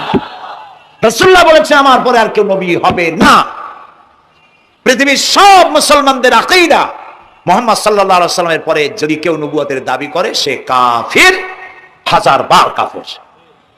তারা যারা তাকে যারা নবী মানবে তারাও। রাসূলুল্লাহ বলেছেন আমার পরে 30 জন মিথ্যেবাদী নবুয়তের দাবি করবে। তার মধ্যে একজন তো দাবি করছে রাসূলের জীবদ্দশায়, একটা ছিল মেয়ে লোক আর একটা ছিল পুরুষ। পুরুষটার নাম ছিল মুসাইলামা কাযযাব, নামই ছিল কাযযাব। কাযযাব মানে মিথ্যাবাদী। দেখছেন অবশ্য নামই মিথ্যাবাদী। উম্মতেরা কইল যে আপনি তো একজন নবী, আমরা সৌভাগ্য আর দুর্ভাগ্য হোক আপনারা নবী বলে মানলাম। মুহাম্মদ সাল্লাল্লাহু আলাইহি ওয়াসাল্লামের কাছে প্রায় জিবরাইল আসে আর ওহী আনে, আর আপনি আমাদের কোনো ওহী দিতে পারলেন না পর্যন্ত। কয় যে কেবল না নবী হইলাম, অপেক্ষা করো, ওহী আসবে না। বেশ কিছুদিন যাওয়ার পর খুব চিন্তা ভাবনা করে কয় যে ওহী একটা আসছে। উম্মতেরা সব দৌড়ে আসছে, কি ওহী? কয় যে এইমাত্র শেষ রাত্রে জিবরাইল আসছিল, আইসা আমারে কয়ে গেল একটা সূরা নাজিল করলো। সূরাটা কি? ইন্না আতাইনাকাল আকাক ফাসাল্লি লিরাব্বিকা ওয়াজআক ইন্না শানিয়াকা হুয়াল আবলাগ। উম্মতেরা কয় সর্বনাশ, এই সূরা পড়তে গেলে তো আমরা কাইসা মরে যাব। এর অর্থ তো খুব বিকায়দা। কি কি সূরা নাজিল হলো আপনার উপরে? ইন্না আতাইনাকাল আকাক, মানে আমি তোমাকে হুতুম পেশা দান করেছি, সুতরাং তুমি তোমার প্রভুর উদ্দেশ্যে নামাজ পড়ো আর চিৎকার মারো, কারণ তোমার শত্রুরা সাদা এবং কালো বর্ণের। আমরা তো আগামাথা কিছু বুঝলাম না, কি হই? আচ্ছা ঠিক আছে, পয়গম্বর মুহাম্মদ সাল্লাল্লাহু আলাইহি ওয়াসাল্লামকে তার উম্মতেরা নিয়ে যায় তাদের বাগানে, মাঝে মধ্যে নিয়ে যায়। নিলে পরে যে কুয়ায় পানি থাকে না, শূন্য কুয়া পানিতে ভরে যায়। যে গাছতলা দিয়ে তিনি হেরে যান, যে খেজুর গাছে খেজুর নাই, সেই গাছতলা দিয়ে রাসূল হেরে গেলেন, গাছে ফল ধরে যায়। আপনি তো এরকম কিছু দেখাইতে পারেন না। কয় তোমরা তো আমার নেও না, চলো না যাই। নিয়ে গেছে, যাই দেখে যে কুয়ার পাট দিয়ে যায়, যে কুয়ায় পানি থাকে তা থাকে, শুকায় যায়। যে গাছতলায় দিয়ে যায় ওই গাছে খোরমা থাকলে সাথে সাথে ঝরে যায়। উম্মতের কয় কি একটা কপাল পড়ে নবী পাইলাম ভাগে। আল্লাহ তারে শেষ করছে দুনিয়া থেকে, জাহান্নামে চলে গেছে। সেই মহিলাটাও গেছে, সেও গেছে। রাসূলুল্লাহ বলেছেন এইরকম 30 জন মিথ্যাবাদী নবুয়তের দাবি করবে কিয়ামতের আগ পর্যন্ত।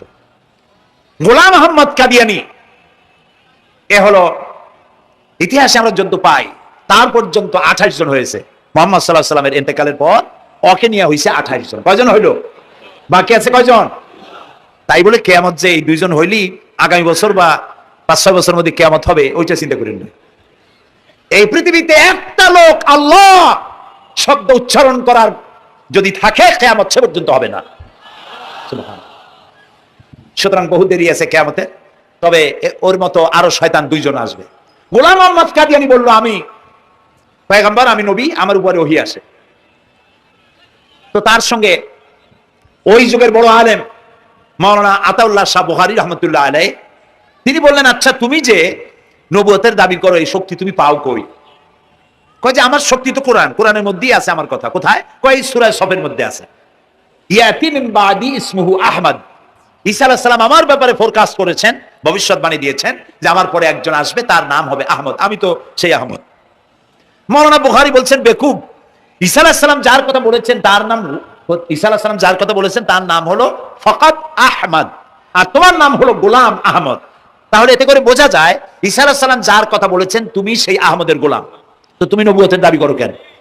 গোলাম আহমদ কয় যে হুজুর আমার নামের আগে গোলাম বৈশা একটু সমস্যা হয়েছে, ঠিক এই গোলামটারে যদি বাদ দেই তাহলে তার আপনি আপত্তি করতে পারেন না, আমি আহমদ থাকি আর আপনি আমার উম্মত হয়ে যান।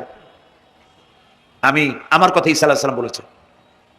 মাওলানা বুখারী বলছেন, দেখো তোমার ফতোয়া অনুযায়ী তুমি বলছো নামের প্রথম অংশ বাদ দিয়া শেষের অংশ নিয়ে তোমার উপর ঈমান আনতে, তাহলে আমি আমার নাম আতা আল্লাহ, তোমার ফতোয়া অনুযায়ী আমার নামের প্রথম অংশ বাদ দিলাম, আতা গেছে, থাকছে আল্লাহ। আর আল্লাহ হয়ে বলছি তোর মতো গাধার আমি নবুয়ত দেই নেই। এরপর এই শয়তানের মৌত হলো কোথায় বলেন, কোথায়? পায়খানার ভিতরে। এই কাদিয়ানীরা, গোলাম মোহাম্মদ কাদিয়ানী কাফের, ওরে যারা নবী বলে মানে তারাও কাফের।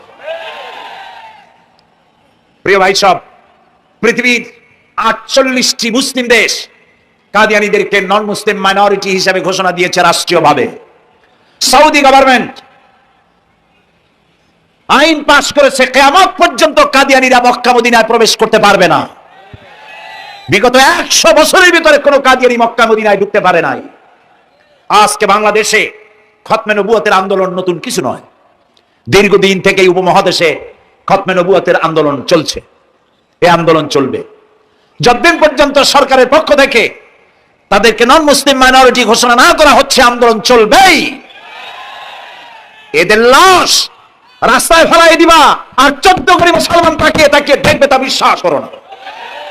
খতমে নবুয়তের আন্দোলন যারা করেন, এই জাতির 14 কোটি মুসলমানের সমর্থন তাদের পেছনে রয়েছে। কাজী তাদের ব্যাপারে উচ্চবাচ্য কথা বলতে গিয়ে ব্যারিস্টার হন, আইনজীবী হন, যেই হন, খতমে নবুয়তের আন্দোলন যারা করে তাদের ব্যাপারে কথা বলতে গিয়ে মুখ সামনে কথা বলবেন। এদেশের মানুষ শহীদ হয়ে যাবে, কাদিয়ানীদেরকে বরদাস্ত করবে না। আমাদের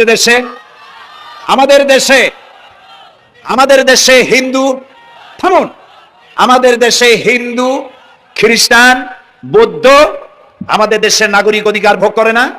আমাদের সমান নাগরিক অধিকার তারা ভোগ করে। কাদিয়ানীরাও হিন্দু খ্রিস্টানদের মতো নন মুসলিম মাইনরিটি হিসেবে এদেশে বসবাস করে নাগরিক সুবিধা ভোগ করবেন, কোনো অসুবিধা নাই। কিন্তু আপনি মুসলমান বলে দাবি করবেন না, শেষ নবী মানবেন না, আমরা এই ব্যাপারে কিয়ামত পর্যন্ত আপোষ করব না। কেবলমাত্র মূর্খ, দালাল, হারামখোর তারা এই কাদিয়ানীদের পক্ষ অবলম্বন করতে পারে, ইমানদারেরা পারে না।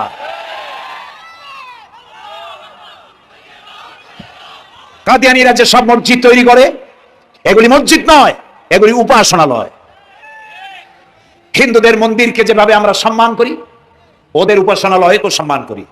কিন্তু কাদিয়ানীরা যতদিন মুসলমান নামের পরিচয় দিতে থাকবেন, আমরা আমাদের অধিকার আদায়ের জন্য সুশৃঙ্খল ভাবে গণতান্ত্রিক পদ্ধতিতে আমরা এই অধিকার আদায়ের চেষ্টা করব।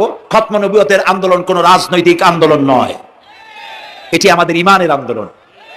যারা আন্দোলন করতেছেন তারা আমাদের ফরজে কিফায়ার দায়িত্ব পালন করছেন। প্রিয় ভাই সব, রাসূলের প্রতি ঈমান আনতে হলে এরকম ঈমান আনতে হবে, তারপরে আর কোনো নবী আসবে না। তারপরে কথা হলো তাকে অনুসরণ করতে হবে পায়ের নখ কাটা থেকে শুরু করে মাথার চুল পর্যন্ত, জীবনের সব ক্ষেত্রে রাসূলের অনুসরণ করতে হবে। তিনি সেনাপতি ছিলেন, শ্রমিক ছিলেন, পিতা ছিলেন, নানা ছিলেন, স্বামী ছিলেন, ঠিক না? তিনি রাষ্ট্রপ্রধানও ছিলেন। আজকে যারা ধর্ম আর রাজনীতি আলাদা করেন তারা মুনাফিক, মুসলমান নয়, তারা কি? মুনাফিক। এই জন্য আমাদেরকে মনে রাখতে হবে নবী করিম সাল্লাল্লাহু আলাইহি ওয়াসাল্লাম রাষ্ট্র পরিচালনা করেছেন। যারা ধর্ম আর রাজনীতি আলাদা করে তারা মুসলমান হিসেবে আল্লাহর কাছে পরিচিত হতে পারবেন না। প্রিয় ভাই সব, নবীজি মক্কা থেকে মদিনা এলেন, মদিনায় এসে রাষ্ট্রপ্রধানের দায়িত্ব পালন করলেন। আজ তিনি রাষ্ট্রপ্রধান, কোরআন হলো সংবিধান, কোরআনের আইন চালু করে দিলেন। চুরি বন্ধ হলো, ডাকাতি বন্ধ হলো, জেনা ব্যভিচার বন্ধ হয়ে গেল, মানুষ দরজা খুলে ঘুমাবার সুযোগ পেল। সুবহানাল্লাহ, সুবহানাল্লাহ। নবী করিম সাল্লাল্লাহু আলাইহি ওয়াসাল্লাম একটি সুন্দর সুখী সমাজ পৃথিবীতে চালু করে গেলেন। আজ আমাদের ভাগ্য যদি খুলতে হয়, রাসূলের অনুসরণ করি আমাদেরকে রাষ্ট্র পরিচালনা করতে হবে। ইসলাম সন্ত্রাসকে প্রশ্রয় দেয় না, ঠিক না ভাই? আমাদেরকে যারা সন্ত্রাসী বলে, ওরাই তো সন্ত্রাসের দাদা, ওরা সন্ত্রাসের জন্মদাতা। আমাদেরকে সন্ত্রাসী বলো? আমি আমেরিকায় বক্তব্য করেছি, লন্ডনে বক্তব্য করেছি, আমি তাদেরকে বলছি তোমরা আমাদেরকে সন্ত্রাসী বলো? আমাদের দেশে যাইয়া দেখো, তোমাদের এখানে সমস্ত সুপার মার্কেটগুলি সব বন্ধ হয়ে যায় বেলা 4টায়, কোনো মার্কেট খোলা থাকে না। কেন খোলো না? তোমরা সিকিউরিটি দিতে পারবে না বলে খোলো না। চুরি হবে, ডাকাতি হবে, লুটপাট হবে, এই জন্য বিকেলই সব বন্ধ হয়ে যায়, রাতে কোনো দোকান খোলা থাকে না। যাও তো আমাদের দেশে, আমাদের তো সন্ত্রাসী বলো, গরিব দেশ, আমাদের দেশের বাবুরহাটে, নরসিংদীর কাছে বাবুরহাট, যেটাকে এই দেশের ম্যানচেস্টার বলা হয়, সারা রাত কোটি কোটি শত কোটি টাকা কাপড় চোপড় বেচা কিনা হয়, পুলিশের গন্ধ খুঁজে পাওয়া যায় না, সারা রাত বেচা কিনা হয়। গ্রামের বাজারগুলি যায় দেখেন, আমাদের দেশে যশোরে, খুলনায়, উত্তরবঙ্গে রাত 2টা 2:30 পর্যন্ত বেচা কিনা হয়, ঠিক না? এই যে আমাদের দেশে আল্লাহর মেহেরবানি, এবারে যে ঈদের সময় ঈদ আর পূজা একসাথে হইল, মুসলমান মেয়েরা, হিন্দু মেয়েরা সোনা দানা গলায় পরিয়া, হাতে পরিয়া, তারপরে বাজার ঘাট ঈদের কেনাকাটা, পূজার কেনাকাটা করছে, কোনো অসুবিধা হয় নাই, ঠিক না? আল্লাহর মেহেরবানি র্যাবে জি যা করার করছে। মক্কা শরীফে, মদিনা শরীফে দেখলাম লোকেরা হাত তুলে, বাংলাদেশি লোকেরা ওখানে যারা আছে, র্যাবের জন্য দোয়া করছে, আল্লাহ র্যাবের প্রতি তুমি রহমত নাজিল করো, আল্লাহ রহম করুন কোন। আমি দেশের যতটা অসুবিধা হয়েছিল তার থেকে অনেক গুণ জ্ঞান হয়ে গেছে, আলহামদুলিল্লাহ, আলহামদুলিল্লাহ। প্রিয় ভাই সব, এই যে আল্লাহ রাব্বুল আলামিন মুসলমানদেরকে পৃথিবীর মধ্যে সবথেকে বেশি শান্তি প্রিয় করেছেন, কোন আলহামদুলিল্লাহ। তোমরা আমার মক্কা যাইয়া দেখো, মক্কা মদিনায় যাইয়া দেখো, আমাদের কও সন্ত্রাসী। মক্কা মদিনায় লক্ষ লক্ষ মানুষ এই যে সব চলে গেছে, এখন কোথায় গেছে?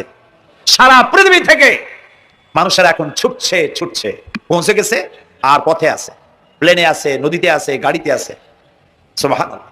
লক্ষ লক্ষ মানুষ চলে গেছে, সবার একই ড্রেস, একই গন্তব্য, একই স্লোগান, লাব্বাইক আল্লাহুম্মা লাব্বাইক। সব মানুষ চলে গেল। আমি 96-তে যখন পার্লামেন্টে আসলাম, প্রথম পার্লামেন্টে এক বক্তৃতার ভেতরে আমি বলেছিলাম যে আমাদের দেশে নেতা নেত্রীরা ওমরা করে, হজ করে। আচ্ছা, আপনারা যাইয়া দেখেন কি করেন, কি আনেন কি? যাইয়া একটু তোয়াব করিয়া আসার সময় আতর আর পাথর, সুরমার খুরমা পকেট ভরে নিয়ে আসেন, কিন্তু চোখে দেখেন না। আল্লাহ তাআলা বলছেন, আওয়ালাম ইয়ারাউ আন্না জাআলনা হারামান আমিনান, তুমি কি তোমরা কি দেখতে পাও না আমার এই হারামকে আমি কিভাবে নিরাপত্তার শহর বানিয়েছি? সুবহানাল্লাহ। রাত 2:30-3টার সময়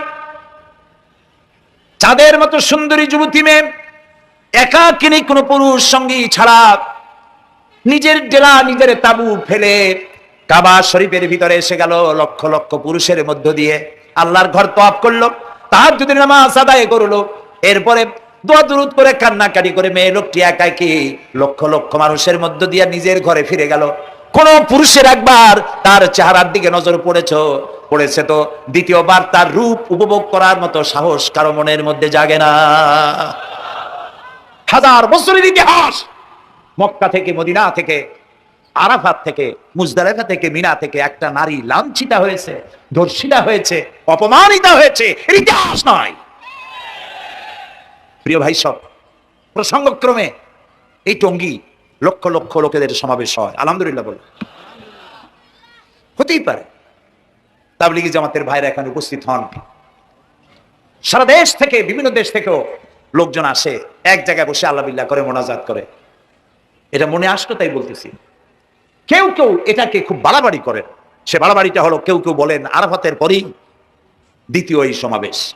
এই বেয়াদবি শব্দটাকে উচ্চারণ করবেন না আল্লাহর হস্তে। কোথায় টঙ্গী, কোথায় আরাফাত, আর কোথায় টঙ্গী? কি এর সাথে আপনি কি মিলান? আপনি বলুন, এখানে লক্ষ লক্ষ লোক হয়েছে, আমরাও দেখতে পাচ্ছি লক্ষ লক্ষ লোক হয়, কিন্তু আপনি কেন দ্বিতীয় সমাবেশ বলেন? কেন আপনি আরাফাতের ময়দানের পরে এই কথা বলেন? মহা গুনাহ, মহা বেয়াদবি। আরাফাতে যাওয়া ফরজ, টঙ্গীতে আসা নফল নয়। আপনি কিসের সাথে কি তুলনা করেন? জিন্দিগিতে এই চিন্তা করবেন না। কিছু কিছু লোক আছে গ্রামের মধ্যে, অবশ্য কোনো আলেম, কোনো মুরব্বীরা এইসব কথা বলেন না, মূর্খ যারা, তারা এই ধরনের কথা ছড়াইছে গ্রামে। 3 বার টঙ্গীতে আসতে পারলে 1 হজের সওয়াব হয়, বলেন নাউজুবিল্লাহ। শুধু 3 বার না, কিয়ামত পর্যন্ত লোকের এখানে আসতে থাকলে আরাফাতের ময়দানে 1 সেকেন্ডে যে সওয়াব হবে তাও হবে না। আরাফাত হচ্ছে সেই ময়দান যেখানে আদম আলাইহিস সালাম থেকে শুরু করে মুহাম্মদ রাসূলুল্লাহ সাল্লাল্লাহু আলাইহি সাল্লাম পর্যন্ত সব নবীদের চোখের পানি শুকিয়েছে। পৃথিবীর কোটি কোটি মানুষ এখানে কাঁদছে। আর আল্লাহ রাসূল বলেছেন, আল হাজ্জুল মাবরুর লাইসা লাহুল জাযাউ ইল্লাল জান্নাহ। একটা কবুল হজের সওয়াব আল্লাহর কাছে বেহেশত দেওয়া ছাড়া আর কিছুই নেই। মান হাজ্জা লিল্লাহ ফালাম ইয়ারফুস ওয়া লাম ইয়াফসুক রাজা কায়াউমিন ওয়ালাদাতহু উম্মুহু, রাওয়াহুল বুখারী। বুখারী শরীফের হাদিস। রাসূলুল্লাহ বলছেন, আরাফাতের ময়দান থেকে হাজিরা যখন বেরিয়ে যায় সন্ধ্যায়, মা যেমন নিষ্পাপ সন্তান প্রসব করে আরাফাত থেকে হাজিরা তেমন নিষ্পাপ হয়ে বেরিয়ে যায়। আল্লাহর রাস্তায় আপনারা এই তুলনাটা কেউ করবেন না। বলবেন অনেক বড় সমাবেশ হয়েছে, লক্ষ লক্ষ লোক হয়েছে, বাস শেষ।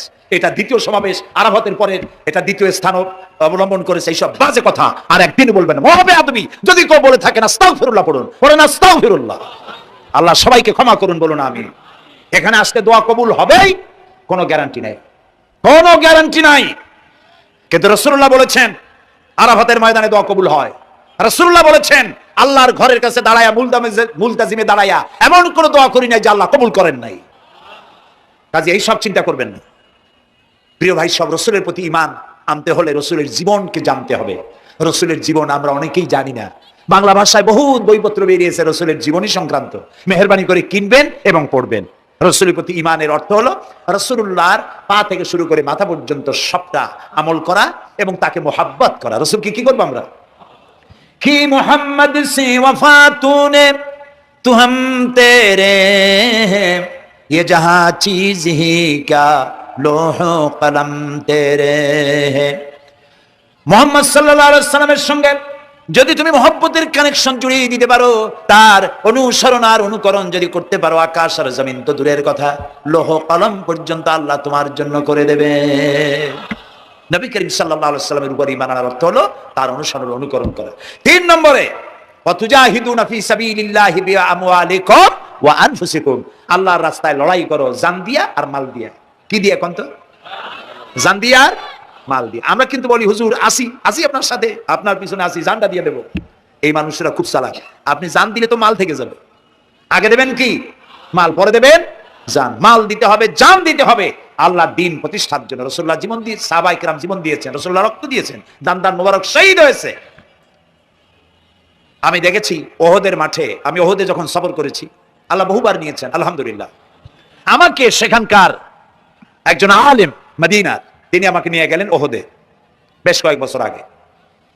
ওহদে গিয়ে দেখলাম, আমাকে দেখালো যে নবী করিম সাল্লাল্লাহু আলাইহি ওয়াসাল্লামের যেখানে দান শহীদ হয়ে গিয়েছে, দাঁত মোবারক শহীদ হয়েছে, রাসূলুল্লাহ বেহুশ হয়ে পড়ে গেছিলেন। তাকে হযরতে আবু বকর, হযরত ওমর, হযরত ওসমান এই 3 জনে উঁচু করে নিরাপদ জায়গায় নেওয়ার জন্য দৌড়াচ্ছিলেন। পাহাড়ের উপরে যখন উঠতেছিলেন, ওই 3 জন রাসূলকে খাড়ে করে নিয়ে উঠতেছেন। পাহাড় তখন কাঁপতেছিল, পাহাড় কাঁপতেছে, এত বড় কাঁপন উঠেছে পাহাড়ের।